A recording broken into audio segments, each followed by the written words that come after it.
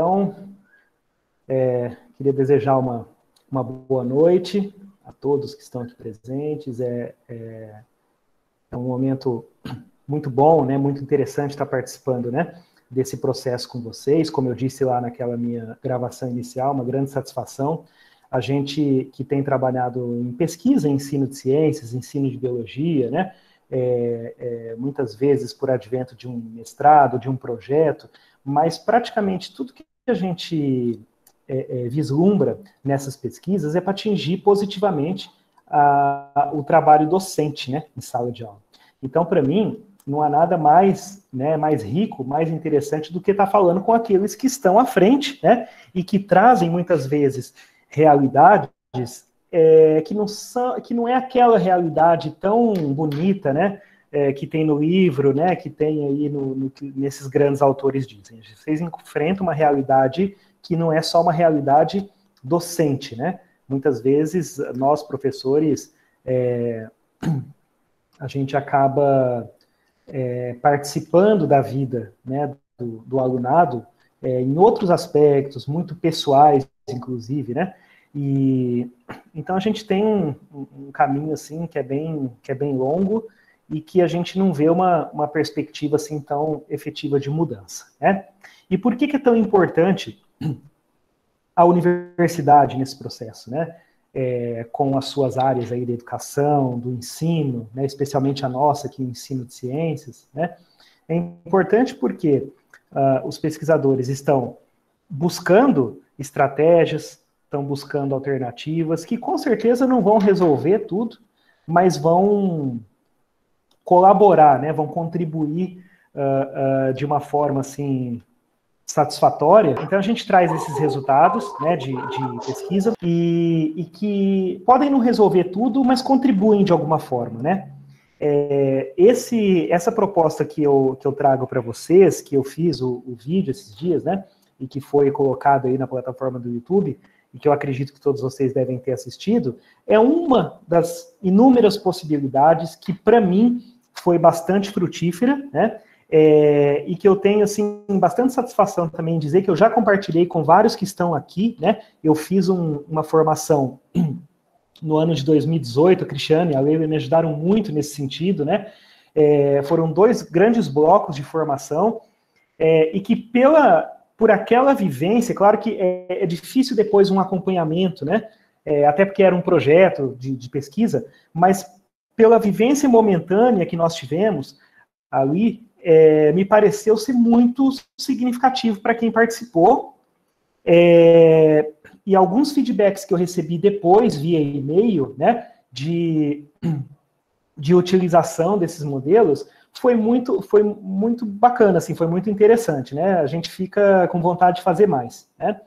É claro que a gente não tinha uma quantidade de vagas muito grande, ele foi no meio de um semestre, né, eu tinha proposto esse projeto para ser realizado em Ponta Porã, porque eu era servidor de lá, do Instituto Federal na época, e aí eu fui chamado para um cargo aqui, vim para cá, fui removido, e eu consegui, né, a Fundect concedeu que eu fizesse essa formação aqui, né, então, praticamente todo mundo, professor de ciências, né, todos que participaram, a primeira, né, foi isso, e a segunda, grande parte, eram pedagogos, né, a grande maioria deles eram o pessoal da pedagogia.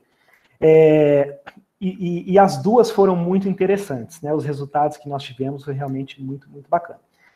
E eu acabei não mudando muito. Eu acho que quem assistiu, né, daquela vez e agora, viu que foi mais ou menos na mesma linhagem. Eu trouxe outros exemplos, né? Configurei um pouco mais ali a parte do referencial teórico.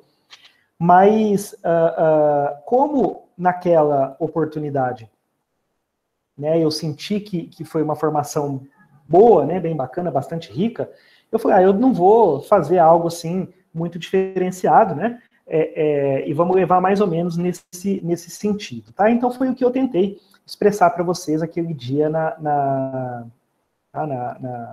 por meio daquele vídeo.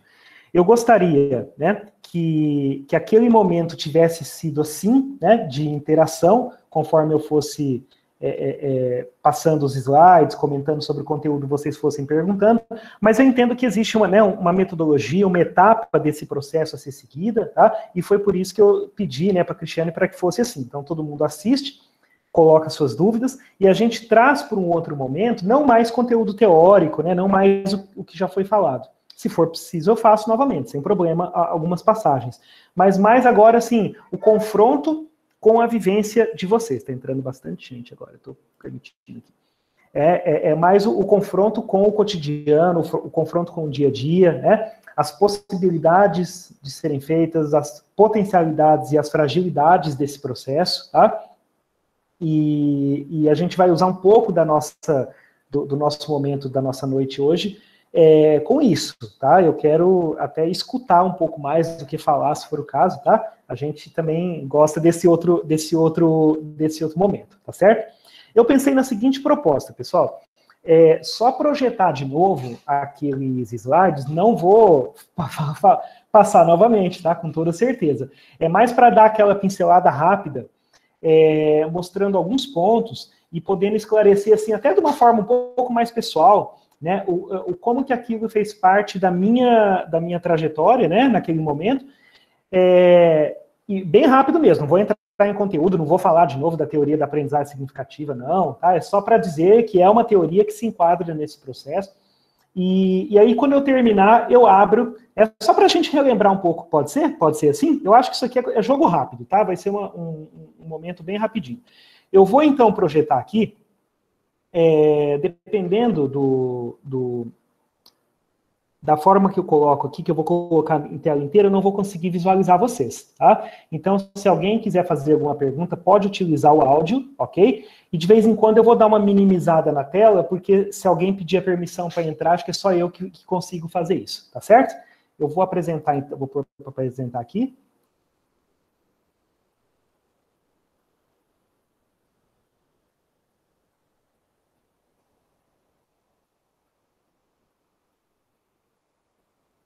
Apareceu aí, né, pessoal? Se alguém puder me confirmar por áudio, está ok? Apareceu. Ok. Então, assim, gente, vou falar mais rapidamente de uma forma um pouco diferente do que aquela apresentação inicial. Esse trabalho, tá? Produção e análise de modelos concretos, facilitadores de aprendizagem em ciências e biologia para estudantes com deficiência visual, na verdade alguém está querendo entrar aqui. Vou ter que fazer isso de vez em quando, tá, pessoal? Faz parte de um processo, na verdade, né? Quase 15 anos, mais ou menos, que eu trabalho com modelos. Eu não tinha observado, eu não tinha buscado em nada assim técnico, científico. Foi algo que eu inventei, embora não modelagem seja uma invenção minha, muita gente faz. Mas a forma de estipular o que eles deveriam modelar, quais são as estruturas que deveriam ser modeladas, a forma de apresentação e como que isso iria valer para um aspecto avaliativo, sempre foi algo da minha vivência, né? Algo do que eu achava que deveria, da forma como deveria ser. Isso, antes de eu fazer mestrado, né? Isso já licenciado em biologia, mas a minha licenciatura, assim, não foi aquela licenciatura muito consistente, né? Então eu ia pelo achismo, mas eu percebia que era uma estratégia que dava certo. Inicialmente, quando a gente passa o conteúdo, passa a proposta, desculpa, os alunos se sentem um pouco resistentes. Isso foi mais em colégio privado, inicialmente.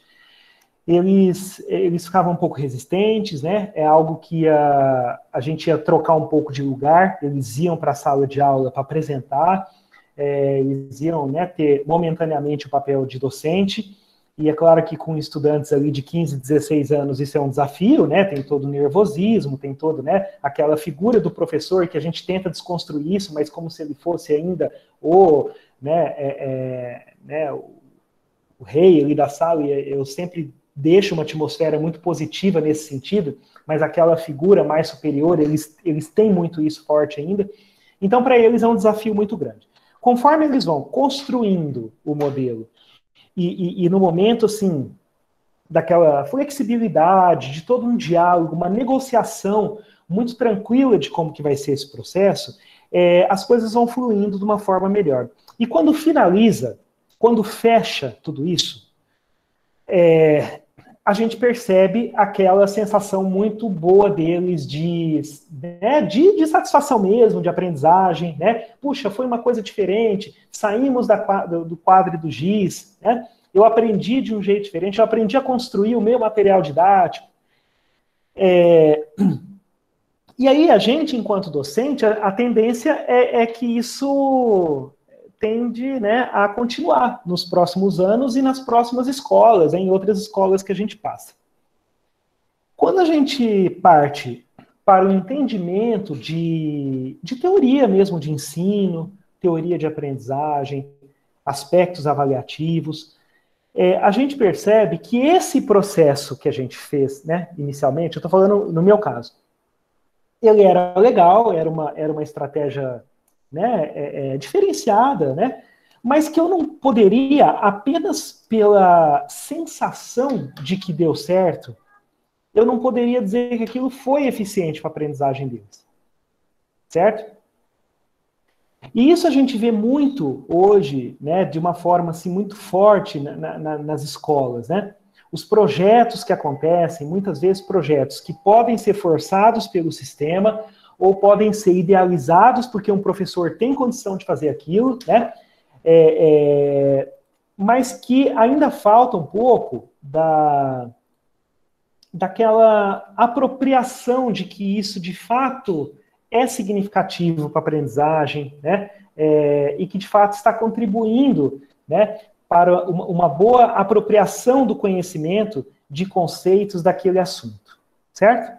Então é mais ou menos isso que permeou na minha trajetória, né? Lá em 2005, 2004, quando eu já trabalhava com modelo, eu tenho imagens dos modelos desses anos que eu não deixei, eu sempre preservo isso comigo, né? Até para mostrar depois, em algumas formações como essa aqui que eu faço com os professores. Então, assim, acaba sendo bem interessante, né? A gente ter esse material, e aí vem as lembranças, porque todos os anos eu fui trabalhando, né? Até que no ano de 2009, eu tive o título de mestre em ensino de ciências, e foi quando eu aprendi, coisa que eu não tive na minha licenciatura, eu aprendi as teorias de aprendizagem, né? Eu aprendi, assim, eu era daquele tipo de professor que, na minha licenciatura, eu aprendi Piaget e Vygotsky, certo? Mas não foi suficiente para mudar a minha prática, não foi, isso na graduação, tá? Não foi suficiente para eu ser um professor diferente do que eu era, tá? Isso eu falo porque é a realidade. Quando eu fiz o mestrado, não. No mestrado mudou. O mestrado mudou porque a gente se aprofunda mais nesses referenciais, a gente se identifica com eles, a gente aprende a avaliar e conduzir um projeto, tá? Uma proposta, à luz de um referencial. A gente se sente melhor fazendo isso porque a gente está mais embasado pela literatura científica, né? E aí foi que eu conheci Ausubel. Eu nunca tinha escutado falar, né, nessa teoria da aprendizagem significativa. Se alguém perguntasse assim, o que é uma aprendizagem significativa para você? Eu falava assim, a aprendizagem significativa é aquela aprendizagem satisfatória, aquela aprendizagem boa, com significado, sem saber o que é o Ausubel, né? Por exemplo. Então, eu falo que o curso que foi divisor de águas assim na minha vida foi esse, o curso de mestrado em ensino de ciências. Hoje eu atuo nele, né, como docente, mas na época, tanto no aspecto metodológico como no aspecto teórico, tá, de teorias de aprendizagem, eu estou falando, principalmente, me acrescentou muito, né? E aí, um pouco depois disso, né, que eu finalizei esse curso, eu fui lecionar numa outra instituição, né? Aqui eu lecionava 40, 50 aulas semanais, já cheguei a ter 63 aulas por semana aqui em Campo Grande, e quando eu ingressei no Instituto Federal, eu fui para Ponta Porã, é uma outra realidade, né? É uma instituição assim que você tem menos aula, embora estivesse começando ali, né? A gente em prédio emprestado, né? Aquela realidade, mas eu estava com uma outra cabeça em relação à modelagem, sabe? Porque eu tinha acabado de ter essa parte teórica de uma forma mais consistente, né? Aquela questão que, para mim, Piaget e Vygotsky não vão nunca fazer diferença na minha vida, já não era mais o sentido que eu tinha. Eu ainda tinha que me debruçar mais, principalmente sobre Vygotsky, que não é um referencial fácil, né? A Alessandra sabe disso. Mas eu gostava muito da teoria da aprendizagem significativa e também os obstáculos epistemológicos, né, de Bachelard. Foi dois teóricos assim, que eu realmente gostei bastante. E aí eu estava com o GAS, né, uma instituição nova, começando lá comigo, eu iniciei na instituição. Eu estava com o GAS para trabalhar com modelagem sob uma outra perspectiva, né? Só que aí eu tenho um outro problema, né? Porque a organização das aulas de biologia nessa instituição, ela não era tão... Até hoje, ela ainda não é assim, né? Aquela coisa tão... Porque você tem poucas aulas para muito conteúdo. A gente não tem os alunos não têm os 3 anos de aula, eles só têm 2 anos, eles têm 4 semestres, né? Então, assim, o que a gente trabalha no primeiro ano do ensino médio, por exemplo, na rede estadual aqui, lá eu tenho 1 semestre para trabalhar. Né? E não só a biologia celular. Então é muito mais fácil trabalhar na rede estadual aqui em termos de tempo, de organização, tô falando, tá? Do que no Instituto Federal. Mas eu falei, eu vou tentar, né? Eu vou tentar. Quando eu entrei um dia à tarde na minha primeira turma, né? Turma de técnico em agricultura, porque nessa instituição a gente tem o ensino técnico integrado ao ensino médio, um estudante cego, né? Eu até coloquei uma imagem dele para vocês na apresentação lá. E Pessoal, eu vou fechar isso aqui, tá? Porque depois eu vou lá para melhor assim. E aí, quando eu me deparei com aquela realidade, mesmo lecionando muito aqui, muito em Campo Grande, que eu dava aula assim em escola estadual, eu era concursado na rede estadual, cursinho e particular. Eu lembro que na sexta-feira de manhã eu passava em 3 escolas. Era aquela vida, né? Sábado ia para Furnas do Dionísio, ficava lá o dia inteiro lecionando. Então, mas eu nunca tive um estudante cego. Nunca. E aí foi aquela questão, um público muito novo, a gente também não sabia, ninguém sabia lecionar para ele.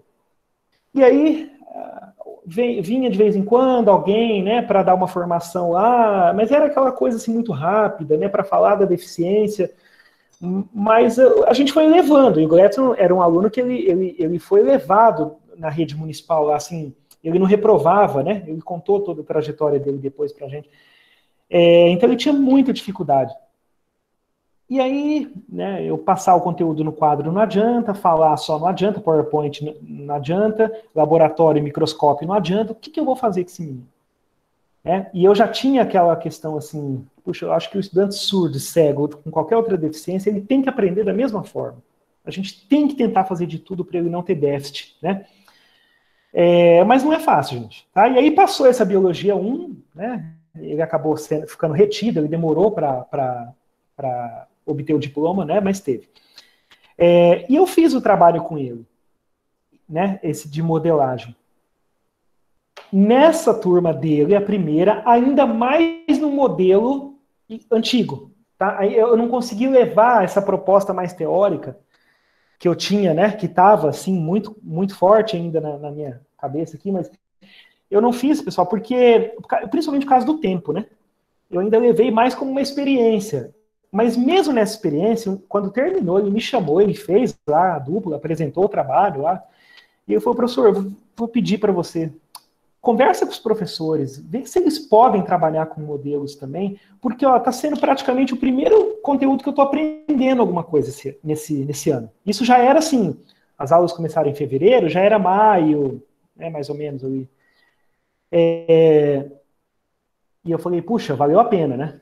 Então, conversei, né, com os professores, aquela coisa. Mas não dá para a gente trabalhar com modelo em tudo também, né? Não é todas as disciplinas que a gente consegue, enfim, o caminho é longo. Nesse interim, né, naquele ano de 2011, eu passei no doutorado. E comecei e eu levei essa proposta para um curso de educação, que não é muito bem recebido no curso que eu fiz, proposta assim de sala de aula, né, de ensino, eu quero dizer. O curso de doutorado que eu fiz, eles têm uma convergência maior para as linhas de trabalho, né, as linhas marxistas, as linhas de psicologia, e mais do educacional e não do educativo. Mas mesmo assim eu levei essa proposta e consegui ser aprovado lá com a proposta dos modelos.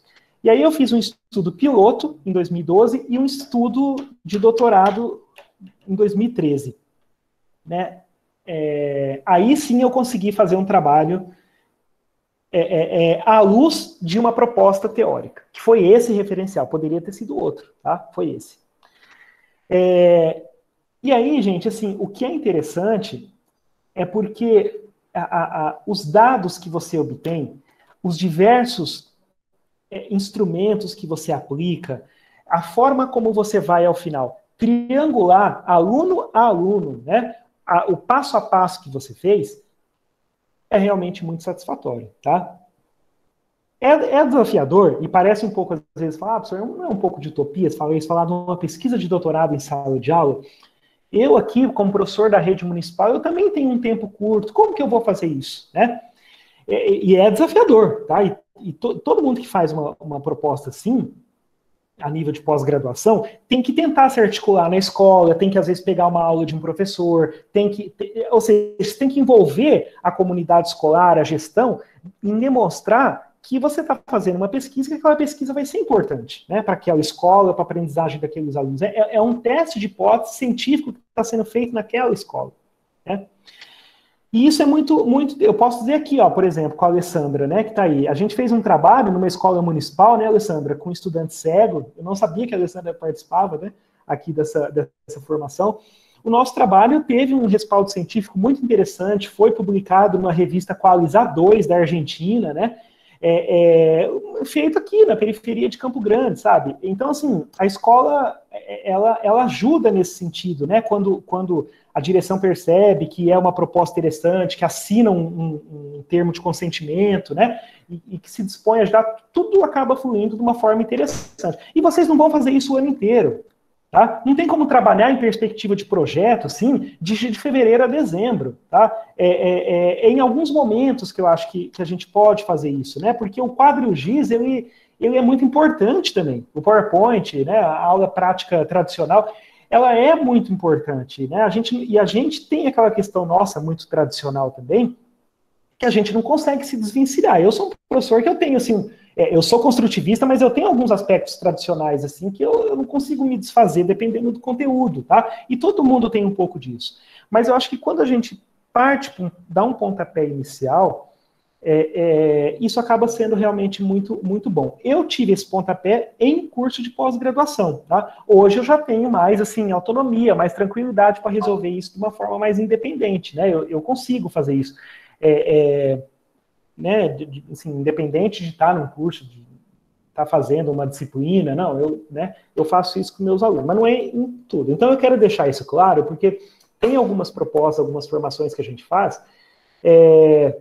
que parece assim, elas são muito holísticas, né? E o que eu trago é uma possibilidade apenas, tá? Então agora eu vou só passar rapidamente lá, pessoal, no PowerPoint, daí eu já abro para a gente começar a nossa discussão aqui, tá? Então,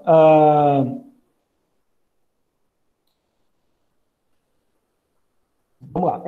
Esse aqui seria o objetivo, tá? Eu vou só ler novamente, que é desenvolver um curso com ênfase, né, na formação continuada de professores na área de ciências e biologia, visando propor técnicas de construção e análise de viabilidade do uso de modelos concretos como prática pedagógica. Tá? E isso para tudo quanto é estudante. Sobretudo, tá, que contemple as necessidades educativas de alunos com deficiência visual, certo? Neste caso, fundamentada na teoria aí da aprendizagem significativa de Ausubel. Mas, assim, a proposta de trabalho com modelos é independente. Esse projeto que eu disse para vocês do doutorado, ele não foi feito com esse primeiro aluno que eu tive, tá? Ele não estava naquela turma para poder fazer, né? Eu levei isso por uma proposta depois, como é essa formação que eu falei, que eu fiz em 2018 com professores, e que alguns de vocês aqui estavam lá, tá? Então, assim, pessoal, aqui eu trago, né, algumas imagens do que eles produzem, né? No início eles ficam um pouco receosos, puxa, eu vou ter que fazer um trabalho prático, eu vou ter que montar uma maquete, daí eu acho que é bem interessante, assim, não utilizar esse nome, né, maquete, a gente trazer um nome diferenciado, um modelo concreto, um modelo didático, que é um material didático para a sua própria aprendizagem, né? A gente deixar isso bem enfatizado para eles. E o material que eles trazem, pessoal, é um material muito rico, tá? É um material, assim, que eles têm aquela preocupação estética em tentar fazer bonito, porque, claro, que se você não tentar ligar isso com alguma questão avaliativa, pode inibir um pouco, né? Ou pode esvaziar um pouco a proposta, tá? Esse é um outro ponto. Mas a questão estética é muito importante, eles querem trazer um material mais colorido, mais bonito, né? Ao mesmo tempo que eles têm a preocupação com a parte teórica, porque eles vão apresentar isso, né, para a turma. E na turma, eles sabem que tem gente que sabe sobre isso, né, porque os alunos também estudaram, e eles sabem que tem um professor, né, que entende, né, sobre o assunto, evidente. Então, é um trabalho em que tem uma forte concentração, né, do discente, tá, para poder montar. Quando a gente pede, por exemplo, dois modelos do mesmo tipo, por exemplo, 2 células animais, 2 células vegetais, 2 momentos de fecundação, não sei se tem nessa imagem aqui. Deixa eu ver aqui, calma aí. Não estou encontrando 2 do mesmo tipo, talvez. Mas, enfim, você coloca os dois, assim, né, em comparação na sala de aula para você explicar alguma coisa que não ficou bem diferenciada pelo grupo, né, que não ficou bem explicado. É algo, assim, que eles vão se sentir mais nivelados com o livro didático, com aqueles materiais, né, da internet que inevitavelmente eles buscam. E eles vão se sentir assim com uma apropriação mais densa, mais forte para poder estar passando isso para a turma, né? E, consequentemente, eles se sentem mais satisfeitos. Ou seja, isso aqui acaba estimulando o que o próprio Ausubel sempre pede para a gente investigar antes de uma proposta, que é a predisposição ao aprendizado, né? Ou seja, os aprendizes eles têm uma predisposição bastante positiva nesse sentido para poder começar esse processo, tá? Então aqui é um pouco daquele histórico que eu disse para vocês, ó, tá? Uma atividade empírica, né? É uma atividade diferente em que os alunos ficam animados. E aqui uma pesquisa, né, levada para uma tese de doutorado, fundamentada numa teoria de aprendizagem. Deixa eu aprovar alguém, permitir aqui. Certo? Bom, eu não vou entrar no contexto teórico da modelagem, tá? Acho que não é o caso, mas assim, ó, acho que é aqui que eu quero, assim, esse slide eu acho que é interessante, que quando a gente coloca, tá, o estudante, né, a gente insere o estudante em seu processo de aprendizagem, independente de ser modelagem ou não, né, a gente minimiza, né, esvazia um pouco daquilo que Paulo Freire fala muito da educação bancária, né, e que o estudante fica naquela posição muito passiva e submissa de apenas um receptor, né, quando ele dialoga mais assim, né, nivelado com o professor, seja na concordância ou na discordância, porque é muito importante que o aluno discorde da gente também quando é conceitual, tá? Eu acho que isso é muito, muito importante. Então, ele deixa de ser um mero receptor de informações e ele participa de uma forma mais ativa do seu processo de formação, né? Consequentemente, a união desses fatores, sobretudo do segundo, acaba, assim, promovendo, né, um ensino que seja mais interessante. Eu chamo aqui de significativo porque eu estou dentro da teoria, tá? Deixa eu só provar aqui alguém.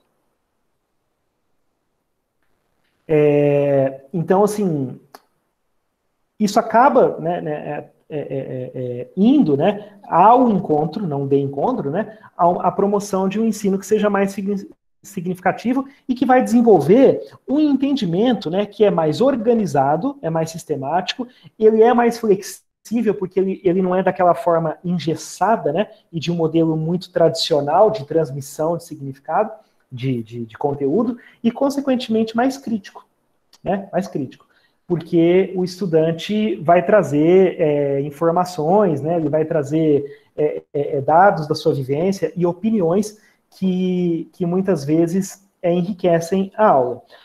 A atividade de modelos, eles vão muito a campo para buscar informação, que não está apenas restrita ao livro didático, né? Eles assistem vídeos, né? Eles buscam outros materiais, e, consequentemente, eles escutam professores, eles escutam pesquisadores, né? Eles escutam a opinião de pessoas que entendem daquele assunto ao qual ele está trabalhando na representação do modelo. E isso vem para a sala de aula, ao qual a gente aprende muito enquanto professor também, né?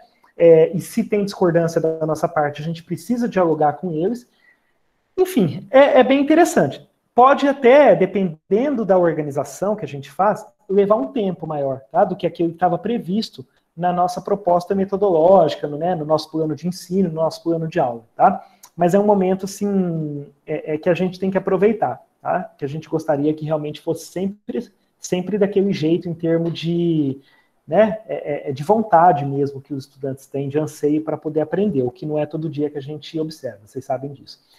Bom, e aí eu trago várias imagens, né? Essa aqui lá no dia, por exemplo, que eu fiz a aula para vocês, eu estava demonstrando assim, que mesmo sendo uma imagem muito bonita aqui, ó, né, da internet, essa imagem, por exemplo, não trouxe algumas informações que biologicamente são muito importantes para o estudante entender como que se comporta, né, como que acontece o armazenamento de informação genética nas nossas células, né, que é uma das funções aí do DNA, né? Deixa eu só provar aqui. Então, assim, por exemplo, nesse caso dessa primeira aqui, ó, tá? Desse primeiro DNA aqui, vejam que ele tem as suas bases nitrogenadas, adenina, citosina, timina, guanina, demonstradas, coisa que aqui não tem, né? Aqui fica mais fácil da gente explicar assim, o que é um gene, o que é aquele fragmento da molécula de DNA que vai ser transformada, né, por processo biológico, numa proteína que determina um fenótipo, por exemplo. No ensino médio, essa teoria é difícil e que pode ser facilitada na perspectiva de um modelo didático. Nem sempre uma imagem assim possibilita isso, ó, tá? Como essa terceira aqui. Eu falei lá no dia sobre a relação que eu tenho com esse modelo aqui, né? Eu queria ter gravado, filmado essa aula aqui, pessoal, do grupo que apresentou sobre a mitocôndria, né? A riqueza, o detalhamento técnico que esse grupo trouxe, detalhamento técnico, mas, assim, apresentado de uma forma didática, né? São meninos ali de 14, 15, 16 anos que estão apresentando. Então, assim, a forma como eles explicaram por que a mitocôndria consegue produzir suas próprias proteínas por ter seus ribossomos próprios, por que ela se autoduplica em função de ter o seu próprio material genético, né? E a relação que eles fazem, por exemplo, com a atividade física, né? Eu vou para academia, então o meu gasto de energia é muito grande, né?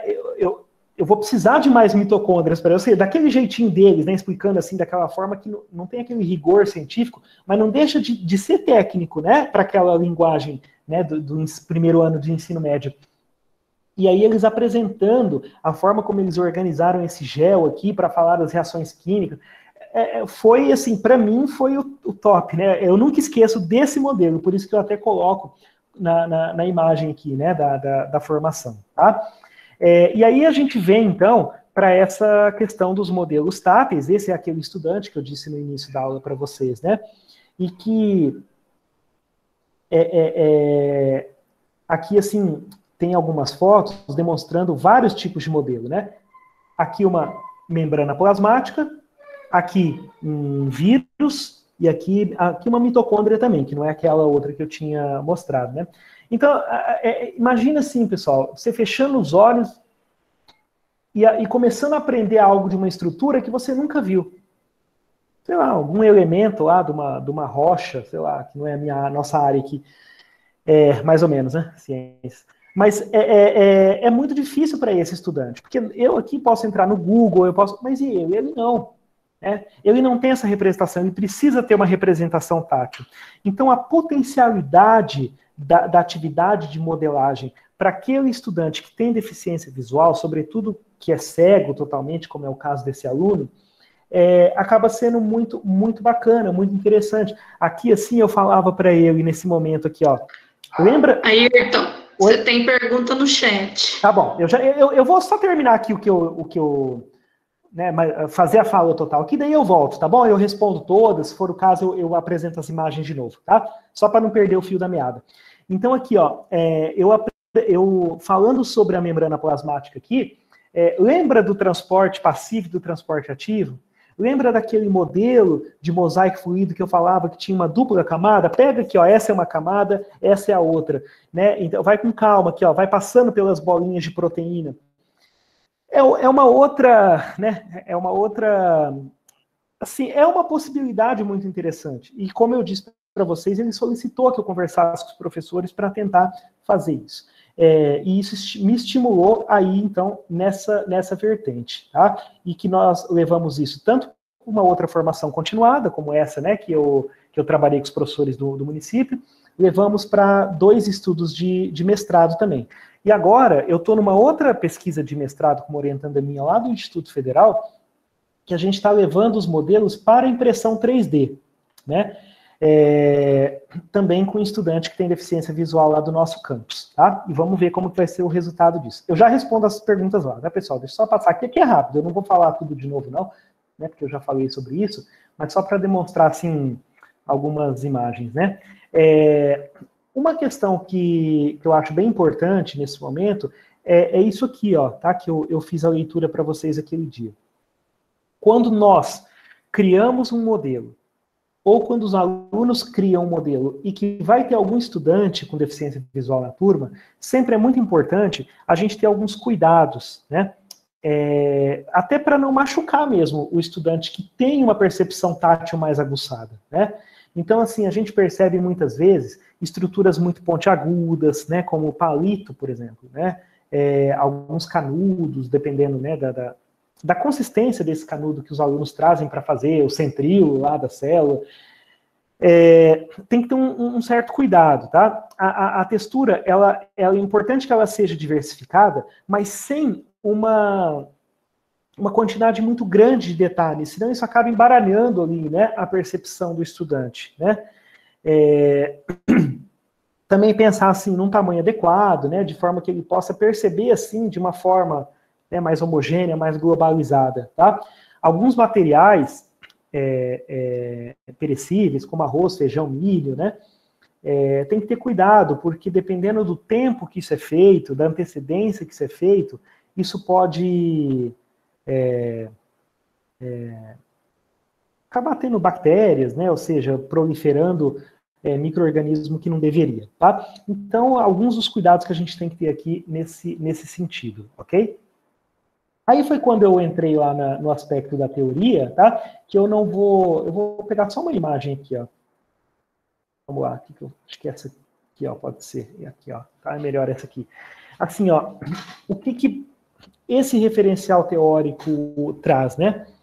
Que o Ausubel, ele sempre fala que quando a gente vai começar uma sequência didática, uma unidade de ensino, à luz dele, né, à luz desse referencial, a gente precisa conhecer, investigar o conhecimento prévio desses estudantes, né? Esse já não é um processo tão fácil de início, porque para você investigar o conhecimento prévio do estudante, você precisa ter muito bem delineado isso aqui, ó, o novo conceito. O que você quer ensinar? O que você almeja daquele conteúdo lá, por exemplo, fotossíntese. O que de fotossíntese? Acho que foi o exemplo que eu trouxe na aula, né? O que de fato você quer ensinar de fotossíntese? Porque tem muitos elementos, tem muitos graus, tem muitos níveis para ensinar a fotossíntese, né? Então, a coleta, né, a investigação, desculpa, desse conhecimento prévio, que nessa teoria é muito importante que você investigue um conhecimento prévio especificamente relevante para fazer uma ancoragem com a nova informação, que é chamado subsunsor, né? Fazer essa investigação antes, levar isso para uma proposta de intervenção e avaliar depois a evolução conceitual desse estudante, te dá um embasamento melhor se a estratégia foi eficiente ou não, né? Baseado no que você vai perceber na grande maioria, né, das respostas. Ao mesmo tempo, fazer um instrumento só, eu vou fazer um questionário antes, vou aplicar lá os modelos, vou fazer um questionário depois. Tem que ter um certo cuidado, porque um questionário pode não ser o todo, ele não pode ter deficiência na elaboração do questionário, né? Pode não ser assim suficiente apenas ele para você obter as respostas que você queria como objetivo daquele projeto, daquela atividade. Então é bem interessante que você traga um pouco mais de instrumentos, né, para poder triangular. Um deles, que eu coloco aqui, porque está muito relacionado a essa teoria, é o mapa conceitual, tá? Mas é claro que ele não é o único, tá? Existem outros que podem ser feitos, e a gente pode se alongar um pouco depois aí na fala, tá? Então aqui, ó, quando existe os subsunsores, quando existe aquele conhecimento prévio favorável a ancoragem com a nova informação, essa conectividade entre a nova informação, entre aquele conceito que você quer ensinar e o que ele já tem na estrutura cognitiva, né, vai ser muito mais facilitado do que aqui, ó. Se falta isso aqui, você vai ter que criar essa ponte. Essa ponte se chama organizador prévio, tá? Que eu expliquei também, eu comentei com vocês aquele dia lá, certo? Bom, pessoal, aí, eu não vou entrar na questão da teoria. Eu finalizei voltando nos modelos, mas mais naquela questão assim, observem o grau de detalhamento e verifiquem uma possibilidade de realização, né, de ensinar por modelos, via modelos, para um estudante com deficiência visual, né? Quando a gente fala célula eucariótica animal, você pode ter um bom microscópio na sua escola, o que não é assim habitual na grande maioria das escolas públicas brasileiras, e mesmo que fosse, tá? O microscópio ele não possibilita que a gente consiga enxergar tudo, tá? Apenas algumas estruturas. O quadro, a estrutura, a figura muito didática do livro, do PowerPoint que você traz, para esse estudante fica difícil, né? Concorda? Então, aqui, as margens que você tem, né, a forma de construção dessas estruturas, ela é bem interessante para que o aluno tenha, por exemplo, uma noção do que são as organelas de uma célula, tá? Aqui, ó, como que é a organização de uma membrana plasmática, né? Aquilo que muitas vezes, quando a gente está desenhando no quadro, a gente faz um risco assim de uma célula, não é isso? A gente faz com o giz, para demonstrar o transporte ativo, o transporte passivo, mas o modelo propriamente dito, químico, né? É assim, tá? O modelo químico-biológico, né? Bioquímico, na verdade. Ele é isso aqui, né? São as estruturas de lipídio de proteína, o glicocálix, né? Como que o nosso organismo, por exemplo, consegue se defender de vírus e bactérias invasores que chegam, né? Qual é aquela estrutura que antena? Assim, ó, tem algo estranho, tem alguma coisa invasora. É isso aqui, ó, tá? É o glicocálix. Então isso que é super importante para o estudante conhecer, né? Que os nossos linfócitos vão tentar combater. Na genética, né? Genética eu acho uma das disciplinas mais desafiadoras para se trabalhar com modelagem. Porque a genética ela é mais exata, né?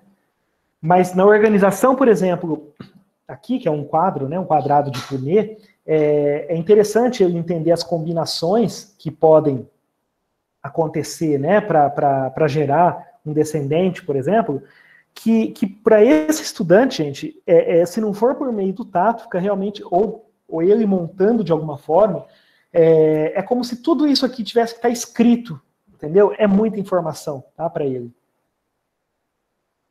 E nesse caso, por meio de uma atividade de modelagem, isso acaba sendo facilitado, tá? Aqui o neurônio também, com todas as suas especificidades, né, as suas terminações, bem diferente de uma célula animal habitual, tá? Aqui uma célula vegetal também, para comparar célula animal e vegetal, para o estudante cego, a modelagem realmente muito interessante, sobretudo pela estrutura da parede, pelos cloroplastos e por esse vacúolo né, do suco celular que tem aqui no meio, que tem aí um armazenamento de água e assim por diante, tá? Esse conteúdo que eu considero, comentei isso com vocês lá no dia da aula,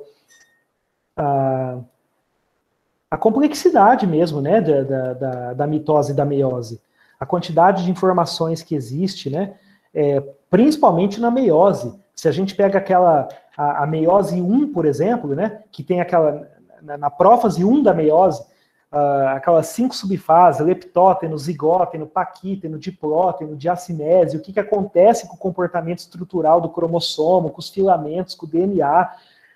Ou seja, é muita informação teórica para um estudante cego, de tal forma que quando a gente tem essa visualização dos processos, né, do comportamento dos cromossomos, ele pelo menos tateando isso, tentando ter essa percepção, isso acaba tendo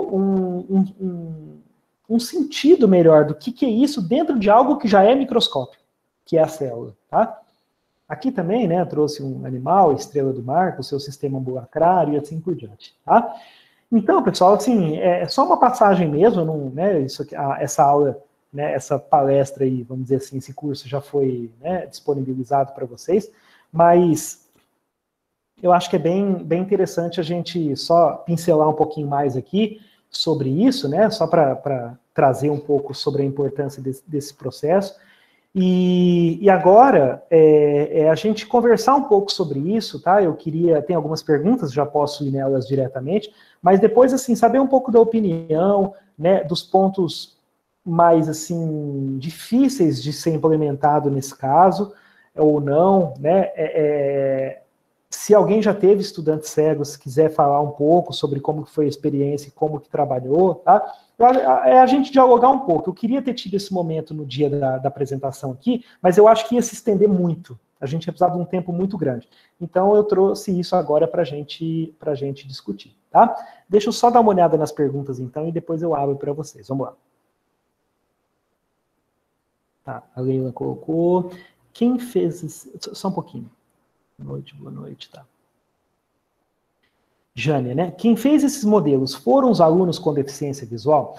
Jânia, assim, ó, na verdade, a proposta que eu trago, a grande maioria dos modelos que eu trago, foi feito por estudantes que não têm deficiência visual, tá? O único que eu trabalhei até hoje foi aquele da imagem, lá em Ponta Porã. Ele fez os modelos dele, tá? Eu passava em dupla. Então, ele e a garota que estava com ele no grupo, dividiram as suas tarefas, levaram o modelo passado, eu tenho até foto dele apresentando, que eu não coloquei aqui, e explicaram sobre o assunto. Não é feito para eles, mas o que eu trago aqui é pensando na perspectiva assim, ó, se você descobrir, né, se você ficar sabendo hoje que lá no início do ano você vai ter um estudante cego na tua turma, né, e a gente está né, à mercê desse processo a qualquer momento, não apenas colocá-lo para fazer isso, mas a gente montar modelos para ele dessa forma, né? Ou trazer, numa perspectiva, assim, uma proposta que você faz com seus alunos, que os seus alunos montem, né, e que ele participe desse processo, porque daí ele vai aprender mais, porque ele vai precisar do tato para aprender, tá? Quase que, de forma geral, a cegueira, a surdez, ela não é assim, não existe aquela receita, é assim, é desse jeito que você vai trabalhar, porque está aqui nessa cartilha, né? Não tem isso. Então, o autismo, por exemplo, né? A gente não tá, autismo você ensina assim. Nossa, o autismo é muito variável, né? Tem vários tipos, então tem que ter muita cautela, assim, nesse sentido, em como começar a abordagem inicial, tá? Mas não foi feito por um estudante cego, não, tá? Talvez alguma das imagens que eu trouxe pode ser a que ele fez. Deixa eu ver se mais alguém colocou alguma coisa. Só essa pergunta da Jânia? Eu acho que sim, naquela hora sim. Tá? Eu acho que a gente podia abrir para pergunta, isso, né? Justamente, tá? Eu vou deixar assim por enquanto, porque se precisar voltar na apresentação, tá, pessoal, eu volto rapidinho. Mas vamos lá. Agora eu queria escutar vocês. Perguntas. Fala o nome, tá? Se for possível. Eu não vou fazer aquela apresentação com todo mundo, nós estamos em 32, tá? Se não demora, depois se vocês quiserem colocar o nome da escola, o nome de vocês ali no chat, tá? A Kelly escreveu ali no chat, era interessante que você falasse, Kelly, aqui pro Ayrton. abrir seu áudio. Oi, Cris. Tudo bem, gente? Vou deixar ela falar. Hoje eu estou só ouvindo. Não, eu só disse que, assim, como eu trabalho num laboratório de ciências, eu tenho um tempo maior e tenho um espaço melhor, né, que eu posso utilizar para construir alguns modelos concretos. E a gente até já apresentou lá na nossa escola, do Vanderlei Rosa, a gente já tentou, né, fazer um ciclo de vida do Aedes aegypti, a gente já levou para algumas feiras, foi bem interessante. E a nossa ideia é continuar fazendo mesmo esse modelo para trabalhar com alunos com dificuldade, né, para cegueira e deficiências visuais. Que lá a gente também tem um núcleo, né, de educação especial lá na nossa escola. Então, acho que vai ser bem interessante essa parceria. Mas o que eu tinha comentado ali no chat é que, como eu sou do laboratório, eu gosto de trabalhar, né, com esses modelos. Claro que a gente não tem toda essa especialização, né, dos seus trabalhos. Eu acho que são fases de alunos diferentes e são, assim, orientações diferentes também. Mas eles fazem modelo com material que eu guardo, né, reutilizável. E é interessante, inclusive, com as crianças, que a gente trabalha com educação infantil, com os anos iniciais, para perceber se eles entenderam mesmo, né? Que às vezes você explica. Por exemplo, ele olha no microscópio lá um piolho. Eu falo, você entendeu? Você viu? Eu não sei se ele está vendo aquele piolho do jeito que eu queria que ele visse. E quando ele consegue reproduzir lá com a massinha de modelar, com biscuit, né, utilizando isopor, algum outro material, eu consigo perceber se ele viu mesmo as estruturas que eu estava mostrando, ou se não, né? Ele lembrou de, não sei, se ele está usando a minha ideia e não a ideia dele. Não sei se dá para você entender isso. Mas é mais ou menos nesse sentido que a gente trabalha lá. Muito legal, parabéns pelo seu trabalho. Tenho grande admiração por esse tipo de trabalho. Acho que é o que realmente consegue alcançar os alunos, todos eles, né? Não só o aluno com deficiência visual, né? Os outros também necessitam muito disso, né? De concreto, né? De observar no concreto. Não ver só naquela imagem unidimensional do livro. Então, parabéns. Obrigado pela oportunidade. Ok, Kelly, que bom, tá? Fico agradecido com as suas palavras. Vamos lá. Sobre a questão do espaço na escola, assim, ó, eu sinceramente não conheço a realidade, tá, das escolas municipais. Nas escolas estaduais que eu já trabalhei aqui em Campo Grande, naquela época, tá, eu saí da rede estadual em 2010, os espaços de laboratório eram precários ou inexistentes, né? Era algumas gôndolas assim soltas para uma possível coleção botânica ou zoológica, mas que acabava não existindo, quando tinha um microscópio, mas não tinha lâmina, não tinha corante, né? Então, na verdade, era bem inexistente. Esse projeto que eu fiz em Ponta Porã, por meio dessa pesquisa, a gente estava numa situação bem complicada lá, porque a gente estava em 2 prédios emprestados. A gente não tinha, o nosso prédio estava construindo, então ele estava na UEMS, na Universidade Estadual, e na UFMS, que é a Universidade Federal, que são juntas, assim, no mesmo campus, né? São 2 prédios diferentes, mas no mesmo campus. E eu não tinha espaço para armazenar lá, isso aí. Então, o que nós fizemos? Que eu fiz modelagem com todo mundo. Eram muitas turmas do matutino, do vespertino. Quando eu fui ver, tinha quase uns 250 modelos, mais ou menos, né? Aí eu levei isso como uma proposta de extensão. Eu não tinha como deixar isso, eu não gostaria que eles levassem para casa de novo, né? Aqueles que tinham mais condições, né? Porque alguns acabam secando, né? Ou seja, alguns fazem até bolo, então não tem como a gente dar uma, né? E aí tem que ter um cuidado para comer esse negócio do bolo, tem que ter cuidado, tá? Mas enfim, a gente acabou levando isso para as escolas municipais e estaduais de Ponta Porã. Tá? Aquela cidade é muito interessante, assim, a forma como os diretores, como as comunidades das escolas recebem a gente para querer participar. Sabe, um lugar muito bom para se fazer projeto, para propor, todo mundo quer fazer. Ponta Porã é uma cidade, eu não sei as outras, né? E aqui é muito grande, aqui eu tenho uma parceria ótima com vocês, com a Cris aqui, né? Mas assim, aqui é uma cidade muito grande que é difícil a gente pensar assim. Mas A escola está aberta também, viu, professor? Ah, maravilha. Né? E lá a gente tinha, né? Então, assim, tinha 9 escolas estaduais e acho que municipal era um pouquinho mais. Nós levamos em quase todas, né? E aí a gente conversava com os professores se interessavam, passavam para os alunos, ou seja, é uma ideia que foi se multiplicando, mais ou menos como eu estou fazendo aqui, isso foi se multiplicando para as escolas lá, né? Então, é um ponto, assim, aquele espaço, voltando na questão inicial, que muitas vezes poderia ter aquele laboratório eficiente, né, bonito, igual a gente tem hoje lá no nosso campus mesmo, um laboratório bonito, cheio de microscópio, aquela coisa, mas a gente fazia um laboratório de modelagem, né? E assim, o microscópio, que é o exemplo que eu mais trago, e foi uma das justificativas de eu propor um trabalho como esse. Ele não é suficiente para você ver tudo. O fato da célula ser microscópica, né, ser invisível ao olho nu, não significa que por um microscópio óptico você vai ver as coisas, você não vai ver quase nada. A gente vê muito pouco. É importante que exista um microscópio? Com toda certeza, tá, pessoal? Eu não tô, né, vocês são professores de ciências e de biologia assim como eu. Mas vocês concordam que quando chega lá numa prova de Enem, de vestibular, ou num exame para entrar no instituto, para entrar em alguma escola, alguma coisa, vai ter uma imagem que ele não teve, mesmo tendo microscópio na escola, não foi aquilo que ele conseguiu ver. Então, na modelagem, você consegue trabalhar todos esses aspectos de uma forma um pouco mais minuciosa, com um pouco mais de detalhamento, né? E toda estrutura que existe dentro de uma célula, qualquer questão biológica, é porque aquilo tem aquela forma para poder desempenhar uma determinada função. Então, a possibilidade da gente dialogar o morfo com o funcional, né?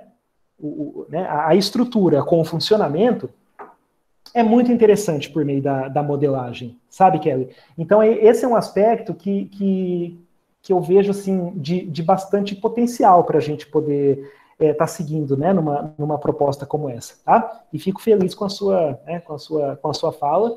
Conte comigo se precisar de algum apoio, de alguma opinião, e tenta dar uma Trabalha lá continuidade. comigo. Opa, maravilha. Alessandra, trabalha lá já. Já vi legal. que vocês se conhecem. Sim, eu fui orientador da Alessandra. Legal, maravilha, tá? Tem uma aí querendo fazer pergunta, que é a Márcia. Márcia Chagas. Olá, boa noite, tudo bom com vocês? Tudo bom? Vocês me escutam? Escutamos sim.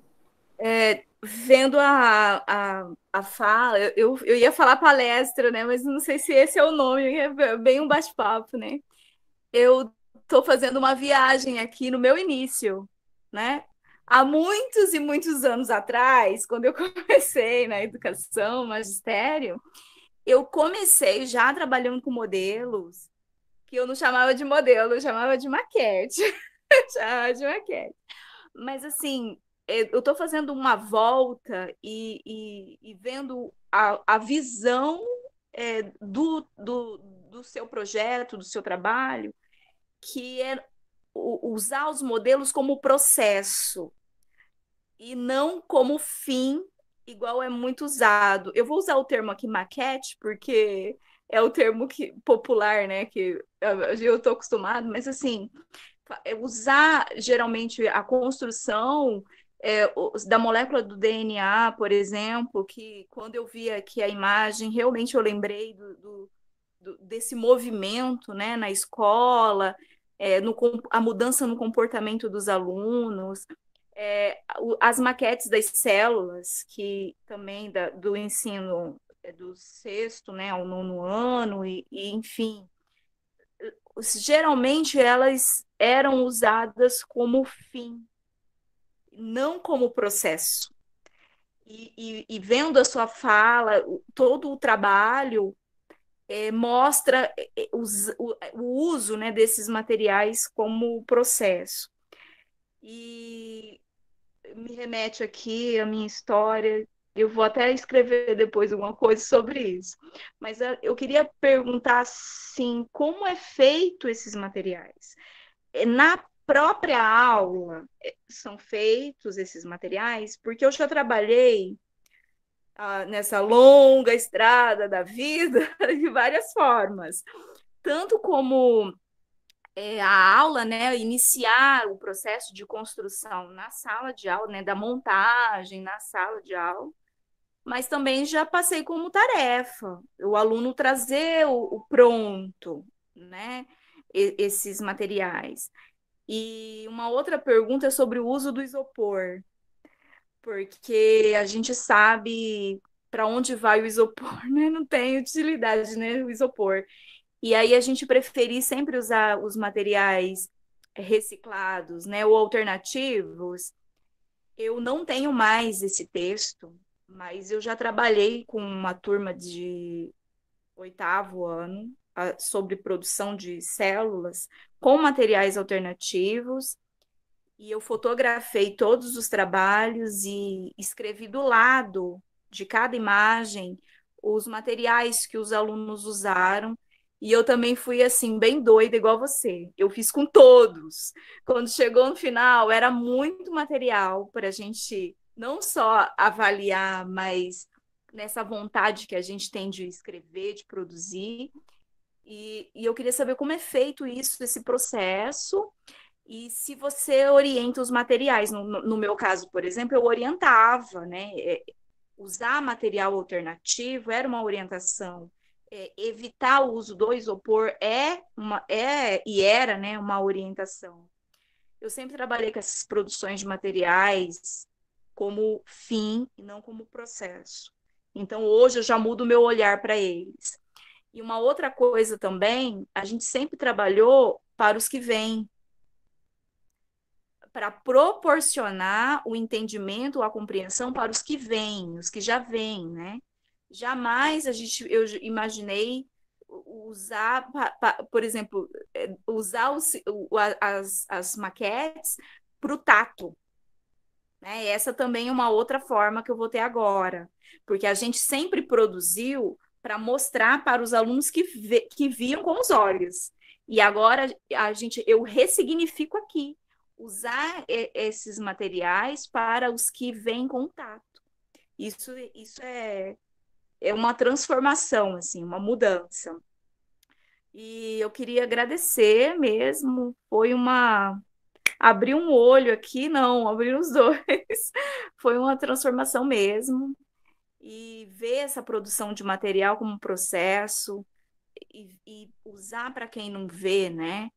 Eu achei muito interessante. Eu sou fã de produção de material e sempre trabalhei assim com alguma coisa onde cabe jogo, onde cabe maquete, onde cabe produção. Eu sou fã. Eu nem sei se isso é uma área, mas eu já comecei assim e ouvir você me reporta lá no meu começo. Gratidão pelas memórias e pelos aprendizados. Muito obrigada. Ok, Márcia, muito bom. É muito, né, gratificante a gente escutar isso e saber assim que de uma oportunidade como essa, né, de um diálogo meu da Cristiane, vamos oportunizar mais uma vez uma formação assim, a gente consegue atingir tão positivamente essa perspectiva futura, né? Ó, me abriu um olho, não, me abriu os dois, então os dois olhos, eu vou pensar numa perspectiva diferente, não agora mais como fim, como processo. Isso, na verdade, é o que deixa a gente mais feliz aqui, enquanto, né, uma pessoa que tá compartilhando uma experiência, tá? Agradeço mesmo a sua fala. Sobre a questão do processo, eu acho que eu remeto o seu exemplo àquele meu exemplo do início sobre eu fazia enquanto achismo, não que isso era errado, mas eu fazia porque eu achava que era uma ideia interessante, né? E depois eu levei isso para uma perspectiva, assim, de uma preocupação científica em utilizar os modelos. Preocupação científica no ensino de biologia. Será que o que eu estou fazendo, será que esse projeto diferente, será que trazer isso e não usar a aula tradicional é o embasamento mais interessante para que ele aprenda? Tá? Então, isso faz a gente ter algumas preocupações no meio desse caminho que torna o que você chamou de processo mais consistente. Você está entendendo? Realmente não é só aquele fim, né? Ali fez aqui Tava tomando café aqui, ele fez o centríolo aqui, o modelo. Pronto. Né? Mas por meio desse modelo do centríolo, a gente vai conseguir conectar com o retículo que o outro fez, com a mitocôndria que o outro fez, com o cloroplasto que não está nessa célula aqui, na mesma do centríolo, certo? Porque isso aqui é animal, a outra é vegetal. E então, esse caminho, ele acaba sendo mais interessante, ele está mais diverso, né? Porque a gente não está trazendo, o centríolo é assim, ele é redondo, ele tem 27 tubinhos, assim, 27 microtúbulos, ele é formado por proteína, e ele faz a mitose e meiose. Não, mas calma. Então, vamos tentar? Aí você tira os microtúbulos e mostra como forma a fibra do fuso. Você está entendendo? É isso que eu chamo de processo. Quando você leva isso como base de um referencial teórico, e daí eu estou colocando referencial, pessoal, às vezes aqui, muitos de vocês não lembram do referencial, não estão vivenciando isso nesse momento. Não tem problema, tá? É uma provocação positiva para vocês buscarem isso, certo? Mas eu conheço a realidade, eu sei que nem todo mundo tem essa impossibilidade de estudar teoria da aprendizagem hoje, amanhã, ano que vem, não é assim. Mas, assim, a forma que você verifica uma evolução conceitual, Márcia, baseado no modelo que começou a desfragmentar aqui os microtúbulos, você percebe isso nas respostas lá.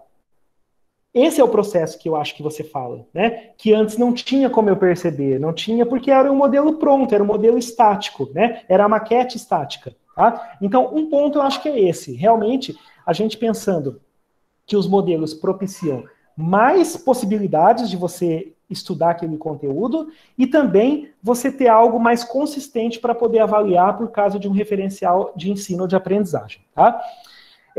Sobre a questão, assim, da onde fazer, eu acredito que aí é uma metodologia muito particular. Eu não me recordo de ter feito, assim, na sala, tá? Até porque a aula ou é um tempo, ou são 2, ou é 50 minutos, ou 1h30, é muito pouco tempo, né? Então, assim, eu costumo passar uma lista de... Porque você não vai falar assim também a biologia inteira, né? Você está dentro de um assunto, ou dentro da botânica. Vamos falar que eu mais tenho trabalhado aqui, a biologia celular. Então, eu coloco uns 20 tipos de estruturas, tá? Célula animal, célula vegetal. Dentro da célula animal, você tem que fazer aquelas mais atípicas em formato, neurônio, espermatozoide, óvulo, vírus, e aí vírus, qual vírus? Naquela época a gente nem falava do Covid aí, tá? Mas o bacteriófago a gente tem que fazer, porque o bacteriófago é muito importante para o aspecto de reprodução sexuada de bactéria, né? O HIV, o vírus da gripe, daí você já fala um pouco das doenças, enfim, eu estipulava um monte de modelos, isso era em dupla, geralmente, que fazer individual pode até ser interessante, mas eu acho que a negociação e o compartilhamento de alguns significados, algumas discussões enriquecem o processo. Então, se for grupo, eles são pequenos. E eu dava um tempo para eles apresentarem, para eles construírem isso, 1 semana ou 2, e depois eles traziam isso. Esse momento de trazer isso é quando eu faço uma adaptação no horário, né? Eu costumo pegar, assim, 1 ou 2 tempos não dá. Eu gostaria que todo mundo apresentasse no mesmo dia, preferencialmente. Então eu peço para a escola umas 3 horas para os professores trocar. É um dia que você faz isso, tá? Então dá para fazer, né? Dependendo da organização que o professor, né? Que você consegue na escola, tá? E eles apresentam isso. Esse é o momento é o melhor momento de todos, tá? É aquele momento em que eles vão trazer o conhecimento. Você vai verificar, né, as diferenciações que eles trazem, os erros conceituais, vai consertando isso quando tem os erros de uma forma muito tranquila, sem julgamento, né, porque senão o próximo grupo já fica acuado, com medo. Estimular, de alguma forma, pode ser avaliativo ou combinando, que quanto mais pergunta for feita, melhor para quem está fazendo a pergunta. Isso vai fazer com que o aluno fique mais... Eu fazia isso, eu dava nota para quem perguntava, né? Se é uma estratégia correta ou não, não sei, mas que eu achava muito efetiva, tá? E os dados demonstraram isso depois. Então, todo mundo quer fazer pergunta, né, para o grupo. Mas, assim, eu falava, gente, não tenham medo de, a minha pergunta vai ser boba. Não tem problema, pode perguntar, tá? Todo mundo está aprendendo igual. Então, assim, eu acho que colocar o aluno frente a uma situação, assim, tranquila, de aprendizagem nisso, no momento das apresentações dos modelos, é algo que é realmente muito bom, tá? E sobre os materiais, assim, ó, eu entendo enquanto professor dessa área de ciências, de biologia, a gente tem um conhecimento sobre as questões ambientais, tem alguns materiais que a gente até preferiria falar assim, ó, procura não usar isso ou não usar aquilo, tá? Mas eu não faço, não. Eu gosto de deixá-los bem tranquilos em relação ao que eles querem usar. Eu só estimulo, principalmente porque grande parte dos alunos que eu já tive na minha vida são oriundos de escola pública, né, e que tem uma renda familiar baixa, aquela coisa, eu sempre estimulo a não gastar, a gastar o mínimo possível, a não comprar, sabe, assim, eu não quero que eles gastem com essa proposta, tá? Por isso é que eu deixo, assim, a criatividade totalmente à disposição deles. Muitos trazem o isopor. Em contrapartida, o isopor ele é um material duradouro, dependendo da forma como é construído, né? É um material que pode ficar para o ano que vem, dependendo como for, tá? Mas eu explico assim, ó, procura no EVA, por exemplo, muita gente traz, tem também, né, toda a questão. Mas enfim, eu deixo à disposição, eu deixo totalmente à parte. E essa questão do acompanhamento é muito bacana. Uma coisa que eu pedi para eles, isso dessa parte mais da científica ali, quando eu estava na perspectiva do doutorado. Eu pedi assim, eu queria ter uma percepção de como que eles construíam o modelo fora da sala de aula, porque isso eu não tenho como saber, né? E eu queria um diário de bordo bem forte, bem denso sobre isso, assim, bem... E aí eles poderiam filmar, eles poderiam gravar. E a quantidade de giga que ficou no meu computador aqui, de tantos vídeos, né? Só que é muito legal. Como eu estava lá em Ponta Porã, então lá você sabe que tem, assim, Pedro Juan em Ponta Porã é uma cidade só, né? Mas são 2 países e é muito comum, assim, ter o pai paraguaio e a mãe brasileira, ou vice-versa, o avó que mora lá, eles moram lá, mas trazem o endereço do Brasil para poder se matricular, aquela situação que é bem clássica de Ponta Porã. Me chamou muita atenção, 2 meninas, elas foram fazer um bacteriófago, aquele vírus, assim, que tem aquela estrutura que é bem diferenciada, né, parece uma navezinha, assim, e elas estavam lá em Ponta Porã, em Pedro Juan, desculpa, e elas estavam no fundo de um ferro velho, que é do pai de uma delas. E aí elas deixaram o celular assim, ou na época não lembro se era uma máquina daquelas de filmador assim, e deixou, né? E foi horas daquele jeito. Sabe aquela questão do cenário, aquelas músicas assim, bem castelhana cantando ali, e vinha o pai da menina. Eu trouxe uma peça assim, será que isso aqui vai dar certo, né? Aí aquela parte da cápsula, ele trouxe, eu não sei, aquela peça do carro que é assim, do motor do carro, que é um cilindro.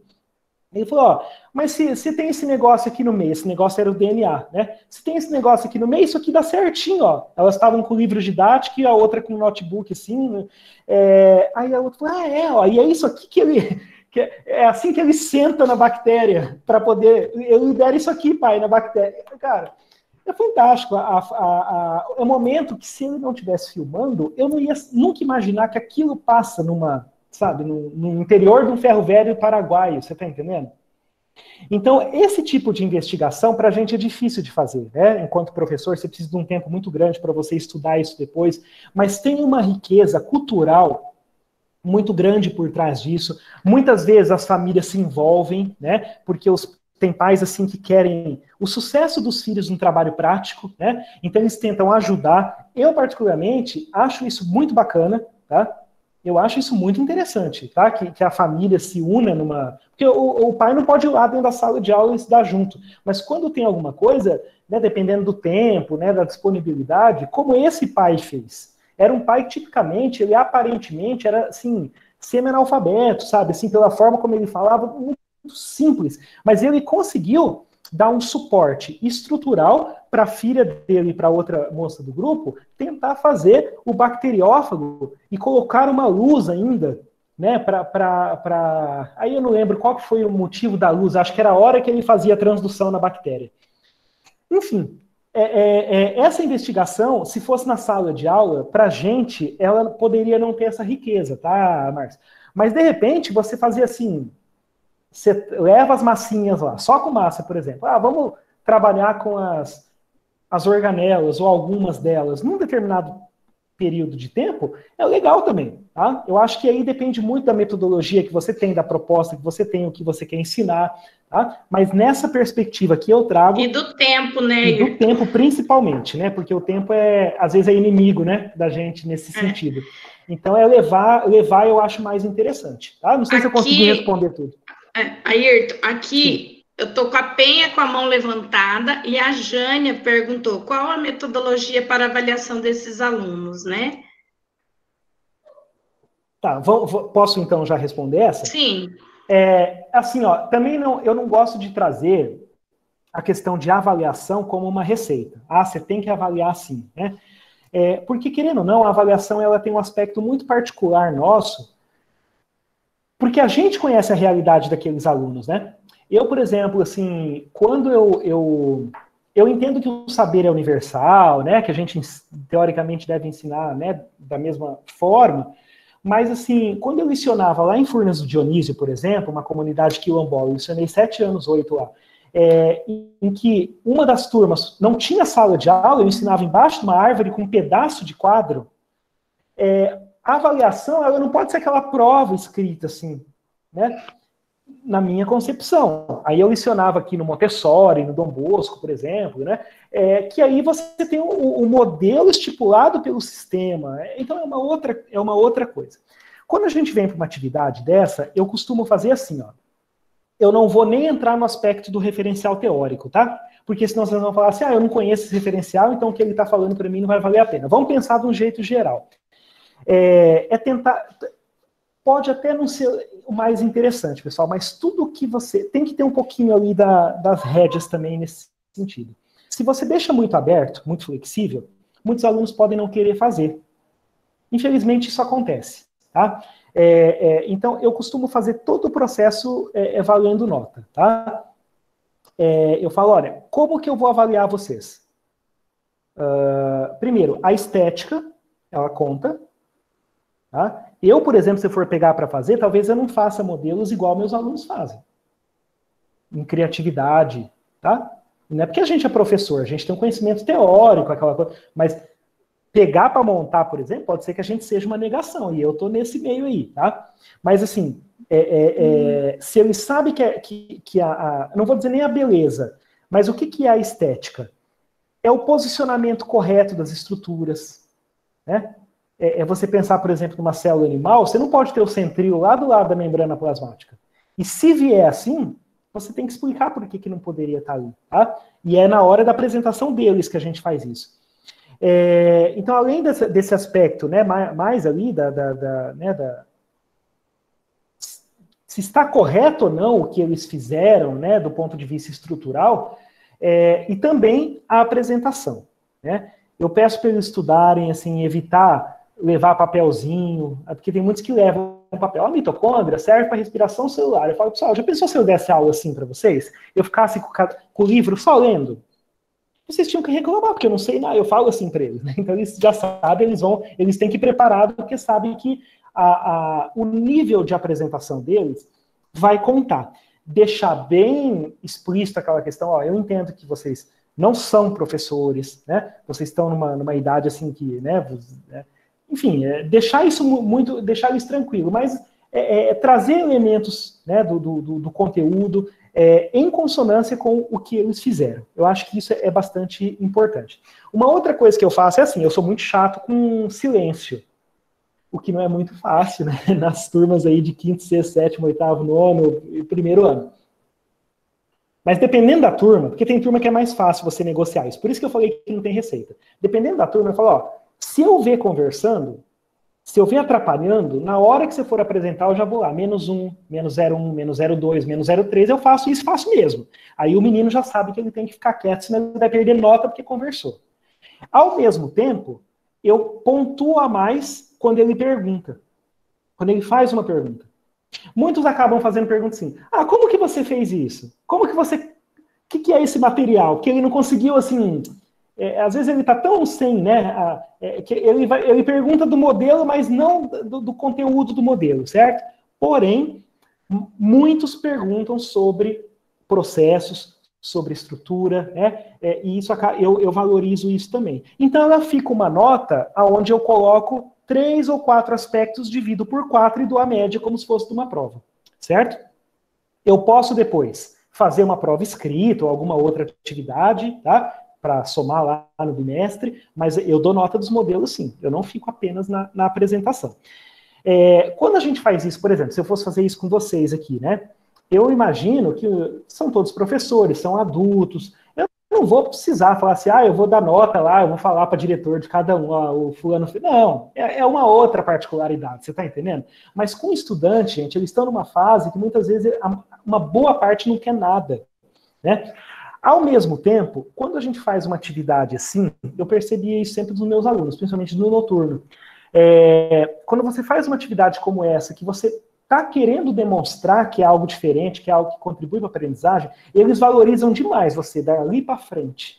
Né? Fala, puxa, olha, esse professor pode ser chato, ele pode ser Caxias, ele pode tirar nota, mas assim, ele efetivamente, né, ele está preocupado com o que eu vou aprender. Isso não é unanimidade, não é 100%, mas eu acho que sempre é uma forma da gente tentar resgatar ou tentar melhorar um pouco da relação professor-aluno, que nem sempre é um processo muito fácil no contexto da docência, tá certo? Então, a questão avaliativa é mais ou menos assim que eu faço, mas eu acho que isso vocês podem pensar aí em possibilidades. No contexto da teoria da aprendizagem significativa, aí a gente tem algumas regras, né? Regras assim, algumas orientações do Ausubel, né? Para poder fazer uma triangulação dos dados e verificar se houve uma apropriação mais mecânica, aquela coisa mais decoreba, né, mais decorativa, ou mais significativa, né, baseado nos dados que vocês tiveram, tá bom? Não sei se eu consegui responder, eu esqueci o nome da pessoa que perguntou. Tá? Foi eu, a Jânia, que perguntou. Jânia, tá. Especificamente para os alunos com deficiência audiovisual, se tem uma diferença na avaliação para esse grupo. Ótimo, tá, desculpa, o mais importante eu não falei. Tudo bem, assim, mas foi ótima dica. Quando o estudante, porque tem os dois lados, né? Às vezes a gente leva modelos para uma aula, que você sabe que tem um estudante cego, e para todos os outros, então você leva o seu modelo, ou às vezes faz essa proposta que eu estou fazendo aqui, você pede para eles construírem e tem toda essa socialização, que é uma riqueza muito maior, né? Eu tento sempre assim, dentro do grau de avaliação, que dependendo do caso não pode ser totalmente idêntico ao estudante vidente, né? Aquele estudante que enxerga porque é algo diferente, mas a gente tenta num grau de tentar assim, fazer de uma forma muito similar, né? Ele vai apresentar, eu vou dizer, eu achei, né, eu entendi isso do seu modelo, né? E a sua apresentação foi dessa forma, porque assim, é muito ruim, já não chega a todos os obstáculos e adversidades que esse estudante tem ao longo da vida, você ainda fala assim, eu vou te avaliar de uma forma assim mais fácil, porque você é cego. Eu acho que isso ainda, sabe, eu acho que é muito complicado, né? Ou seja, você já tem essa deficiência, que é uma deficiência muito complicada, né? Eu imagino que seja extremamente difícil. Então, assim, eu não vou te avaliar igual aos outros. Não, eu vou te avaliar igual. Claro, eu posso não reprovar o menino se ele não fizer um bom modelo, se não fizer uma boa apresentação. Eu tenho a minha forma de mensurar isso, até enquanto ser humano, né? Mas não fazer uma demonstração assim, sabe, tão... eu vou dar uma prova mais fácil para ele, eu vou fazer uma coisa, ele não precisa fazer essa atividade, porque... Né, a gente tem que tentar. Eu estou num projeto agora com uma orientanda minha lá do Instituto, que a gente tem um programa de pós-graduação lá, né, em Educação Profissional e Tecnológica. E a gente está levando mais ou menos essa proposta de modelagem, mas para impressão 3D. Né? E aí o menino vai, então, a gente vai fazer um curso porque eu também não entendo muito de impressão 3D, eu vou aprender junto. A gente vai fazer um curso de impressão 3D, ele vai se apropriar da impressora, para construir os modelos biológicos, né? E aprender por meio deles. E daí a gente vai fazer uma pesquisa de aprendizagem com ele, né? É baseado numa teoria muito próxima do Ausubel. É a teoria da aprendizagem significativa crítica, né? De Moreira, que é um pesquisador brasileiro aqui do Rio Grande do Sul e que é precursor, né? É um seguidor de Ausubel. Então a gente está indo nessa perspectiva. Agora, você pensa assim, Jânia, o estudante, esse menino que eu estou falando, ele está saindo lá do ensino médio, ele vai ter um conhecimento sobre impressão 3D. né? Nesse momento, para imprimir materiais biológicos. Mas pode ser que o mercado, o mundo do trabalho dele seja fazendo impressão de outras questões numa empresa, né? Fazendo um estágio dentro da instituição, né? Servindo talvez a Secretaria de Educação do município, do estado, alguma coisa, porque isso vai crescer agora daqui para frente, as impressões 3D, né? Já, tem muitas cooperações aí que estão sendo feitas. O nosso Instituto Federal aqui é bem potente nisso. A gente tem IFMaker nos 10 campi, né? Teve um investimento bem pesado do governo do PT. Nesse sentido, a gente aproveitou, comprou muito material e agora a gente está assim, os professores fizeram formação, se apropriaram e a gente está trabalhando forte nisso aí, né? Para esse menino, eu acho que o ganho, né, que ele vai ter, o ganho mesmo que ele vai ter, assim, puxa, é um aprendizado numa questão que pode estar voltada para o meu trabalho, porque, assim, eles também têm problema com o mundo do trabalho, né? Não adianta falar que não, gente. A pessoa com deficiência no país, ela tem muito problema com o mercado de trabalho. Muitos estão bem, né? E às vezes aparecem algumas correntes ideológicas, assim, que querem colocar todos no mesmo patamar. Não, ele não está assim porque não se esforçou, mas não é, né? Tem muita gente que a limitação é realmente muito grande. Então, é mais ou menos nesse sentido. A gente tenta avaliar da mesma forma dentro, tá, do que é possível, tá bom?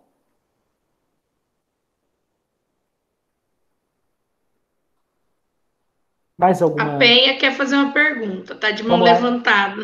Opa, vamos lá então. Boa noite. Não, Penha. Uhum. Boa noite. Boa noite. Boa noite, Penha. Eu sou a professora Penha, trabalho na Escola Municipal Neida Ramos, atualmente estou de licença, maternidade, né? Mas eu trabalho há 23 anos no Estado. E minha vida toda, não aprendi isso na faculdade, né, de biologia, mas eu sempre acreditei e acredito nos modelos científicos. Então, eu sempre trabalhei dessa forma. O que é engraçado é que eu nunca peço aos meus alunos que nunca utilizem materiais que não sejam biodegradáveis. Essa é uma imposição no meu processo de avaliação. E eu determino a eles dou vários exemplos de modelo, e no meu caso é um processo. Ele tem que provar para mim, durante um determinado tempo, como ele está fazendo esse trabalho até chegar nos finalmente. Então, enquanto eu vou trabalhando em sala com eles os conteúdos propriamente dito, o mesmo em si, ele vai construindo o modelo em casa, até porque eu trabalho num curso técnico e eu só tenho uma aula de biologia semanal. Então, ele vai provando para mim a partir de vídeos, de fotos, os videozinhos muito bem curtos, né? Para me mostrar como é que ele está fazendo esse processo, né? E o que é interessante é que eles ficam esperando como é que eu vou fazer, qual é o modelo que ele vai construir, porque são feitos a partir de sorteios, né? Então ele não sabe exatamente, ele vai ter a sorte de pegar um modelo, ele e a dupla, né? No caso, e construir esse modelo para mim. Então, ele é avaliado, no meu caso, a partir do momento que ele utiliza os materiais biodegradáveis. Então, esse é um ponto que ele pode perder alguns pontos se ele não utilizar. E ele vai depois fazendo uma autoavaliação das dificuldades que ele encontrou, e ele tem que me entregar isso no dia. Eu nunca pedi para eles, eu nunca havia pensado em eles apresentarem um modelo para mim explicando. Então, eles, no dia do fechamento do trabalho, né, eles trazem todos os materiais que eles construíram e montam nas minhas aulas, na minha aula, que geralmente é uma aula só, né? E aí ele vai montar e me entregar todo o relato que ele fez durante o processo, além de ter me mostrado anteriormente as pequenas filmagens. E no final de tudo isso, eu ainda tenho um cuidado, não sei se é um exagero, talvez, deles em dupla responderem no máximo 5 questões. Então, ele vai analisar todo aquele processo que ele já desenvolveu e responder para mim. Então, eu dou eu faço uma avaliação no processo de desenvolvimento do trabalho e uma outra de conclusão. E eu sempre pensei dessa forma, até porque eu tinha um aluno que ele tinha só 70% da visão e ele precisava de uma avaliação de forma diferenciada. Então, eu sempre tenho, né? A gente sempre tem algum aluno com alguma deficiência visual ou auditiva, então a gente precisa inventar algumas maneiras, né? E eu faço dessa forma. Então, é interessante porque todos os alunos de todos os anos, eles estão esperando, porque eles sabem que vai ter, durante as aulas de biologia, os modelos. Então, eu pouco levo eles para analisar objetos em laboratório ou células. Eles constroem os modelos com orientação propriamente dita. Eu não sei se eu estou exagerando em nunca pedir, em não deixá-los utilizar de materiais que não sejam biodegradáveis, mas é uma maneira que eu tenho também de fazer algo, de mostrar, né, a importância de você dar uma utilização de outros materiais. Era isso que eu queria dizer. Legal, Penha. Nossa, muito bacana a sua fala. E veja assim, a gente utiliza o mesmo objeto, né, que é a modelagem, sob uma perspectiva metodológica, não vou dizer tão diferente, né, mas que não segue necessariamente à risca o mesmo pé de igualdade. Então, primeiro sobre a questão da natureza, eu acho que você está correta, tá? Pode ser que eu não esteja no caminho mais adequado quando eu pedi aqueles materiais. É que a minha preocupação, sobretudo naquela pesquisa com o doutorado, foi assim, se eu limitar ou impedir a utilização de algum elemento, né, algum tipo de material, eu posso estar inibindo a representação do modelo real, né? O modelo de representação dos livros, o modelo de representação propriamente dito da ciência, né? Então, se ele encontrar numa estrutura que não é recomendado ambientalmente, mas é aquela que representa, de fato, o que eu quero fazer, eu vou estar inibindo um pouco isso. E lá na frente eu posso ter problema baseado na sequência, na unidade de ensino que eu chamei potencialmente significativa para fazer isso. Tá? Porém, a preocupação que a gente tem que ter, sobretudo enquanto professor dessa área, é essa que você tem. Então, você está correta, tá? Você está correta. Eu já tenho um tempo que eu não trabalho, um tempo assim, uns 3... É porque eu fiquei num cargo de gestão 4 anos e eu voltei agora, esse ano de 2020, nas turmas, né? Daí começou a pandemia, então eu não consegui trabalhar. Já tem aproximadamente uns 4 anos e meio que eu não trabalho com modelagem em sala de aula, né? Eu finalizei esse de ponto porém e não fiz mais.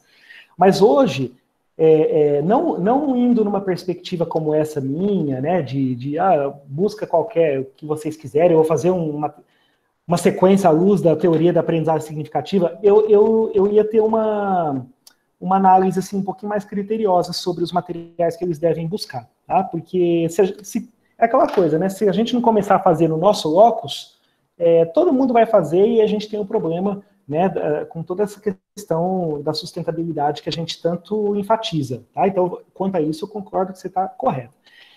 E sobre a questão de trazer os estudantes para apresentar, eu acho que fica aí, de repente, um convite, assim, uma possibilidade para você fazer isso numa próxima oportunidade, tá?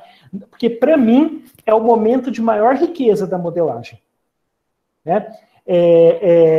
Aquela, assim, da aprendizagem conceitual. Tudo bem, pessoal, que parece que não, mas tem uma diferença de você trabalhar isso no ensino médio em relação ao ensino fundamental, tá? Eu entendo perfeitamente isso. No ensino médio, até pela própria idade, assim, eles têm um pouquinho mais de apropriação, né? Eles têm, assim, um pouco menos, né, de dificuldade de fazer isso. Eu acredito que para a criança esse é um processo um pouco mais tenso, um pouco mais complicado. Mas, de repente, vale a pena tentar, viu, Penha? Porque, assim, é o momento, quando eu penso, assim, na riqueza da modelagem, primeiro é o que eles trazem enquanto modelo, mas, sobretudo, o momento da apresentação. Os dados que a gente tem, a forma como eles falam, como eles trazem, as analogias que eles nos colocam, que nos fazem refletir e a gente pensar, né, é algo que, enquanto, né, uma pessoa que está aprendendo mesmo, um docente querendo aprender, é um momento muito rico, tá? Realmente muito rico. Mas parabéns pela sua proposta, continua e tenta levar isso, não sei se é a sua intenção, também, se você tiver uma oportunidade, para uma proposta de pesquisa com modelagem, tá? Eu acho que é legal você verificar alguns dados. Mestrado, né, Ayrton? Com certeza, tá? É porque eu falo assim, porque, não sei, às vezes ela já é especialista, já é mestre, mas eu acho que né, analisando a sistemática de como você colocou, né, ao longo do tempo que você já vem fazendo isso, trazer né, isso como uma hipótese de uma pesquisa aí, eu acho muito legal, tá? Gostei bastante aí da sua estratégia, tá? Parabéns. Muito obrigada. Eu sou só especialista em metodologia do ensino de biologia, né? Mas eu não fiz mestrado, não. Então, ó, fica. Vou fazer logo, logo.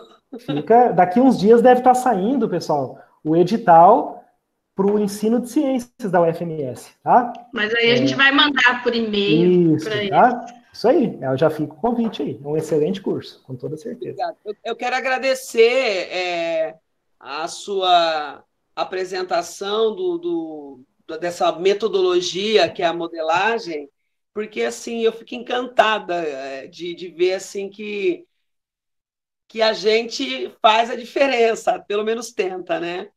Então eu quero agradecer essa sua excelente explanação do conteúdo. Muito obrigada, viu? E obrigado, pessoal da CEMED, por ter proporcionado esse encontro nosso, mesmo que virtual. Ok, Pedro. Eu que agradeço. Tá? Mais alguém, pessoal? Estou à disposição aí para mais perguntas. Não, Oi, não sei se... Oi, quem? Márcia. Oi, Márcia. Sobre eu vou falar expressão, porque eu não sei se é esse o termo mesmo, mas assim, quando o aluno vai explicar, como a menina falou que é assim que ele senta na bactéria, essas expressões que me reporta aquele assunto que já foi muito debatido, né? Tem que usar a linguagem do aluno, tem que usar a linguagem que eles conhecem, né? É como se esses alunos fizessem uma transposição da linguagem científica para o coloquial e que a gente acaba depois explicando o científico e, entre parênteses, usando esses termos, essas expressões que eles usam. Eu queria saber se você pode citar algumas que você já ouviu, além dessa de sentar na bactéria, se você lembra, e se existe aí uma possibilidade de, sei lá, pesquisa ou artigo, alguma coisa nesse sentido, em relação a esses termos que esses alunos usam durante a explicação da biologia em si, né? Porque é o conceito e a função, seja da organela, seja da estrutura, que é o conhecimento científico, né? Que eles vão explicar de uma outra forma, vamos dizer assim.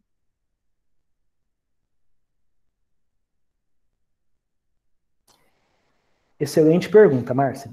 Assim, ó, eu verifico, assim, eu observo que o que você coloca é uma questão de analogia, né? Muitas vezes, para tentar explicar uma determinada terminologia científica, o estudante faz alguma comparação com algo mais trivial, algo mais do cotidiano, do dia a dia, que não necessariamente vai representar aquilo que é, de fato, a informação mais fidedigna, né, da ciência, assim, a informação mais correta. Tá? Tem vários autores, inclusive a minha orientadora de doutorado, que não é muito favorável a esse tipo de utilização de termos em sala de aula. Tá? Contudo, dependendo do assunto, tá, que a gente está tratando, que são assuntos, assim, muitas vezes bem bem densos, né, de terminologia, de conceito, de processo. Eu particularmente gosto desse tipo de tratativa assim, em sala de aula, mas não sem abordando com toda certeza, com toda obrigação, a terminologia científica correta, certo? Então, você pediu um outro exemplo. Talvez eu não vá lembrar de muitos, mas eu me recordo, assim, claramente de um grupo que estava explicando sobre...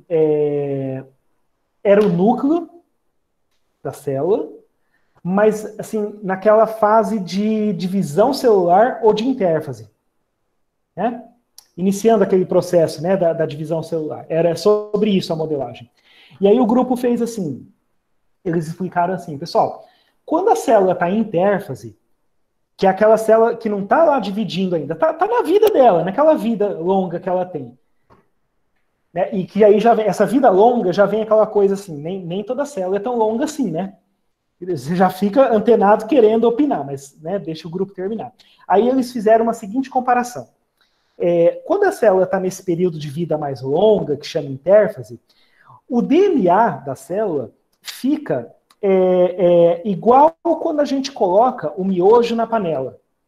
Ou seja, ele fica tudo solto. Né? Ele fica desenrolado, desespiralizado. Né? Conforme a célula vai chegando na fase lá de dividir, mais na fase final da sua vida, que vai indo para aquelas fases, prófase, metáfase, quando chega na metáfase, ele está igualzinho o miojo que a gente compra no macarrãozinho. Ele está totalmente enrolado, totalmente condensado. Né? Então, assim, você trabalhar com palavras ácido desoxirribonucleico condensado, descondensado, espiralizado, não é usual. Né? Então, essa é uma forma de você pegar o miojo, que todo mundo sabe como que é o miojo comprado no pacotinho e como que é o miojo solto no prato, depois que passou pelo processo, né, de fervura, e fazer uma comparação com a estrutura do DNA, eu vejo isso assim, que é de uma forma simplificada do dia a dia, que você está fazendo uma transposição, como você diz, com um conteúdo que é mais rico, assim, que é o conteúdo científico propriamente dito, tá? Eu, particularmente, gosto disso, e, assim, os alunos fazem muito, tá? E eu acho que muitos alunos constroem o caminho do conhecimento não, eles constroem o caminho de entender um conceito por meio desse tipo de analogia, tá? Tem autores que vão de encontro, tá, a esse tipo de proposta, certo? Mas em contrapartida, a gente tem inúmeros artigos que defendem, tá? Eu aqui, professor Ayrton, gosto, ok? Desse tipo. Só que nunca deixar de falar. Por exemplo, a questão do sentar, né, que as meninas falaram da bactéria. É porque, realmente, quando ele faz assim, eu tenho até um videozinho que mostra isso. Porque todo vírus ele é específico de um tipo de célula, né? Ele é um parasita intracelular obrigatório de um tipo de célula, e o bacteriófago é da bactéria.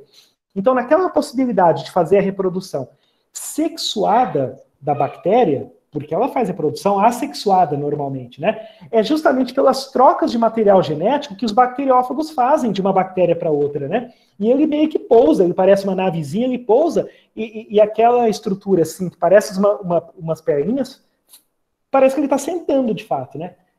Elas viram isso provavelmente em algum vídeo ou numa imagem para representar isso. Tá? Eu não me recordo na época se ela utilizou o termo correto depois ou se eu que tive que passar, mas a gente sempre passa. Eu acho que isso é fundamental e o estudante muitas vezes acaba lembrando do nome correto pelo exemplo trivial, o exemplo popular. Tá? Ayrton. Ai, cortei a fala da Márcia. Pode falar, Márcia. A aluna estava explicando sobre essa parte, e na hora que ela usou essa expressão, aí ele senta, veio o coral da música, senta do funk, e eu não sou contra essas analogias também, porque eu vejo isso como um caminho, e orienta a gente, como docente, a sair do cientificismo, às vezes, para poder entrar, tipo, numa visão de como ele está pensando, para a gente poder mostrar a linguagem científica, que é o que ele tem que dominar. E, às vezes, esses neologismos também colocam os professores também numa saia, né, justa, mas é através dessas comparações que a gente vê também, ou percebe se ele está compreendendo ou não. Eu acho que é um direcionamento para nós, ou para os professores, né, para todos nós, né? Eu vejo isso, e eu adoro, e eu me divirto muito também, e a gente também pode usar isso como uma transposição, até mesmo para usar com uma outra professora, os outro dia, né? Vocês chamam disso, mas não é assim que fala. Em ciência ou em biologia diz assim, e corrigiu os termos, né? O próprio professor usar o sinônimo, né? Coloquial, vamos dizer, eu nem sei como é que a gente fala isso, né? Usar o termo coloquial deles para poder passar o científico. Eu acho isso fantástico. Se puder listar mais, lista. A gente ri, mas também serve como percepção aí de conhecimento e aprendizado. Obrigada. Falou, Marcinha. Ayrton. Sim.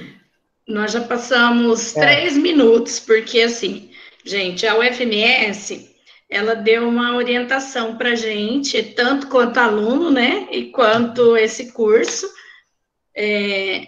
que a gente fizesse web no máximo em 2 horas. Então, a gente passou 3 minutos, e aí o Ayrton agora vai falar da proposta de atividade para a gente encerrar. Se vocês viram, o nosso curso está bem light, né? Muito sem entender cadê as atividades que eu tenho que fazer. E aí eu expliquei num dos vídeos que por conta dessa pandemia e da correria de trabalho de vocês, a gente deixou uma única atividade, que é essa do Ayrton, tá? Então ele vai explicar. Ayrton, agradecemos você, eu, Gilson, Leila e Nath, pela sua disposição. Todo ano eu estou correndo atrás de você. Te agradeço imensamente. Ok, mas assim, eu entendo a questão do tempo e realmente está todo mundo bastante cansado, né, nesse período aí, a gente trabalha bem mais até, aparentemente, do que no presencial, mas caso alguém queira continuar, tá, a conversa num outro dia, independente dessa formação, depois que ela finalizar, tá, vocês podem se agrupar, pedir, tá, eu fico um dia à noite aqui à disposição para a gente conversar um pouquinho mais sobre esse ou sobre qualquer outro tema que vocês julgarem necessário, tá? Eu gosto muito de interagir dessa forma. E aí vamos então falar, pessoal, da proposta, porque assim, na verdade aqui a gente vai ter que negociar um pouco, porque ela está chegando no momento que a gente está adaptando tudo, né? Quando eu fiz a formação lá com os professores, que foi presencial, o que eu pedi foi a construção de um modelo, tá, e que eles iriam apresentar depois. E diga-se de passagem, tem alguns modelos que para mim naquela formação foram inesquecíveis. Eu não esqueço de um deles que era sobre o tecido epitelial. Como que chama aquela professora? Cristina, né? É isso?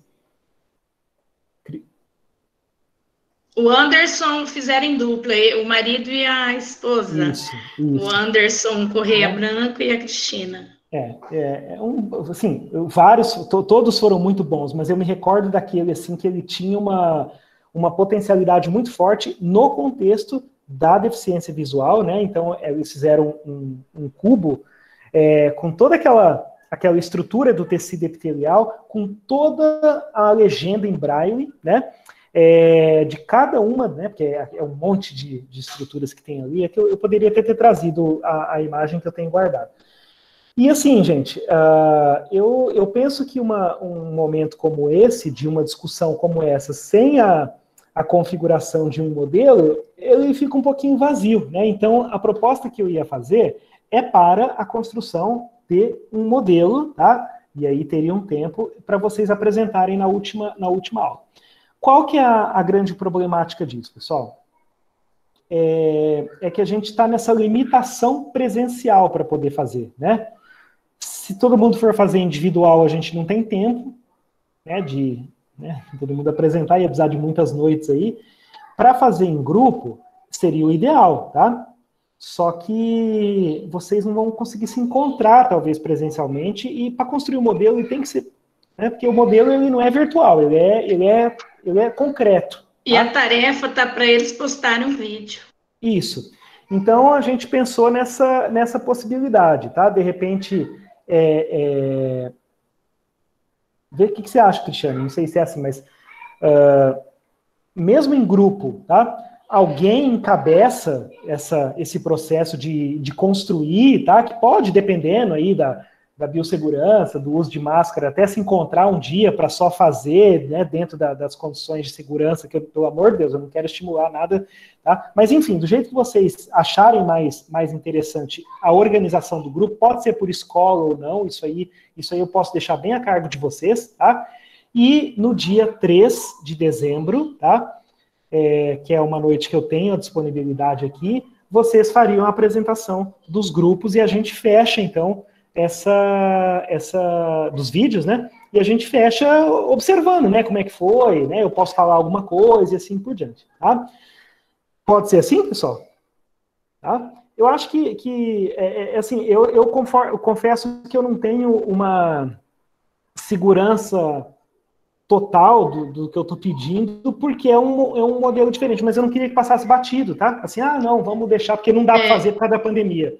O Gilson me propôs, Ayrton, o Gilson me propôs que abríssemos um fórum, colocássemos o nome do pessoal, o pessoal fosse colocando ali no fórum quem vai fazer com quem, se viu que é da escola, a gente pode colocar a relação de quem tá. O que vocês acham, meninos de ciências? Colocar a relação de quem tá, para que eles entrem em contato e aí ver, porque assim, a gente também não gostaria que vocês quebrassem, né, essa quarentena de jeito nenhum. Justamente. Eu não quebro nem para ir a CEMED, né, gente? Eu fui com a dor no coração assinar minhas férias lá, mas eu falei, tem que ir, né, porque minhas filhas estão de olho.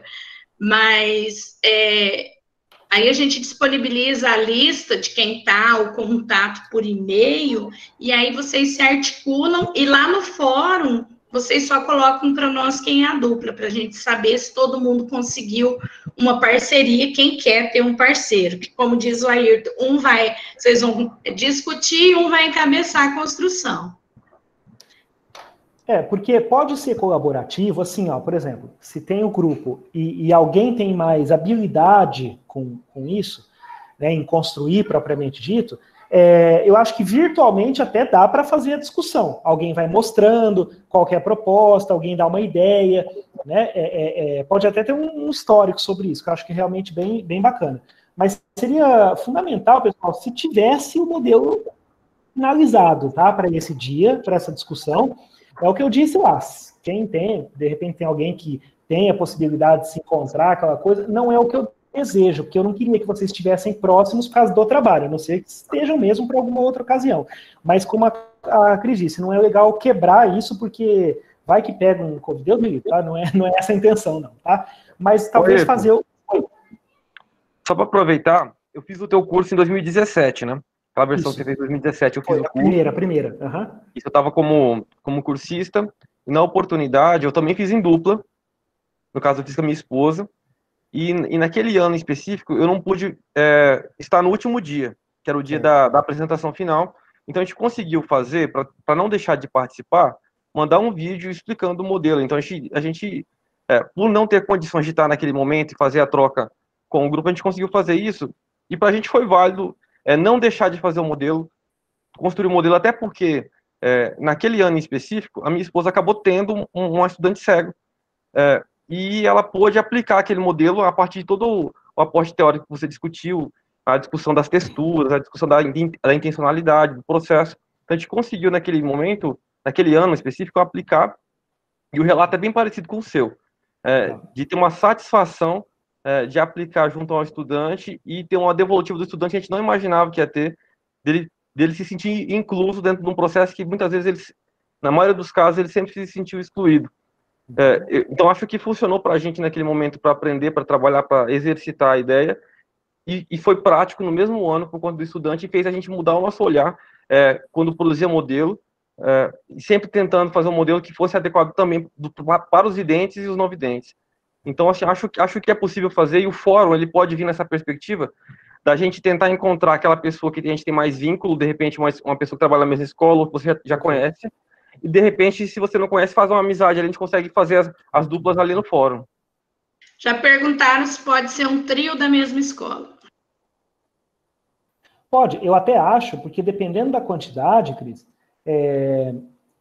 porque a gente está aqui agora, por exemplo, em 28, né? Claro que tem eu. Mas são 80. Então, se a gente pensar em dupla, pode até ser com 4, tá?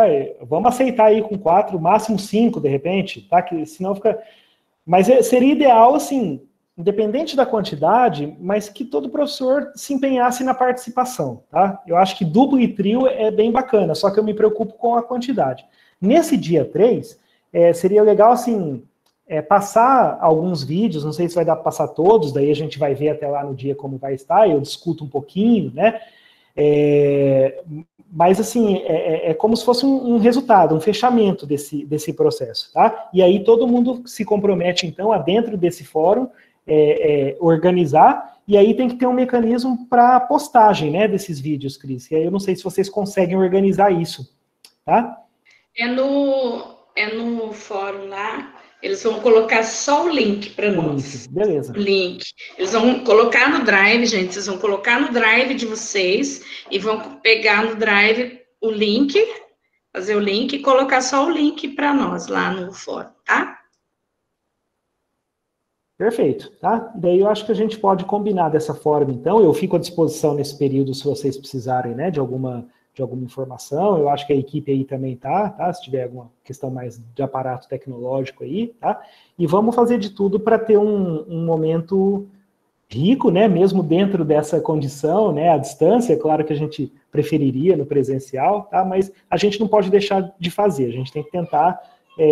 A alternativa é mais ou menos como vocês estão sendo guerreiros aí, eu estou tentando ser guerreiro também nesse momento com os alunos, né, em não cair a qualidade, né, e vamos tentar fazer mais ou menos da mesma forma aqui nesse nosso curso. Tudo bem? Certo?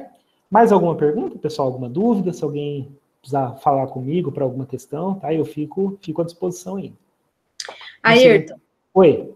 Não seria interessante a gente estabelecer um tempo desse vídeo? Acabei de ler aqui. Isso. De padronização, assim, para todo mundo? De forma geral, eu acho que dependendo do quanto vocês querem apresentar, de 5 a 10 minutos, tá? Eu acho que, no máximo, 10 minutos é um tempo bom. Senão fica muito longo. Eu acho também. Que a gente até colocou menos, a gente pôs um tempo no Moodle, a gente colocou até menos. Não, então, se vocês já estipularam isso tá lá não tem problema, tá? Não tem problema. Daí eu me adequo ao que foi colocado, tá? Não tem problema, não. Tá? E é um vídeo, na verdade, explicando o modelo que já está pronto, não um vídeo construindo o modelo, não é isso? Explicando assim, que já está pronto, seria isso? Eu preferiria o modelo final. O processo é muito interessante, só que eu acho tempo, né? Ayrton, eu acho que pode, nesse vídeo, colocar as fotos, ou colocar o diálogo para mostrar que houve uma construção, mas a explicação, né, ela tem que ter aquele tempo lá. Entendeu? Porque aí justamente, porque o processo, Leila, ele é muito legal, né? Assim, se a pessoa pudesse, assim, colocar fragmentos do passo a passo, como é que foi. Eu só fico preocupado no aspecto... Time-lapse também, né? De repente é uma ideia. Exatamente, tá? Agora, quem quiser fazer um processo assim, nosso vídeo ficou 1 hora com o processo, mas nós fizemos o vídeo só para atividade aqui, tá? De 5 minutos. Beleza, quer me mandar esse material de 1 hora? Toque, pessoal, eu adoro receber isso, ver isso, eu aprendo mais, tá?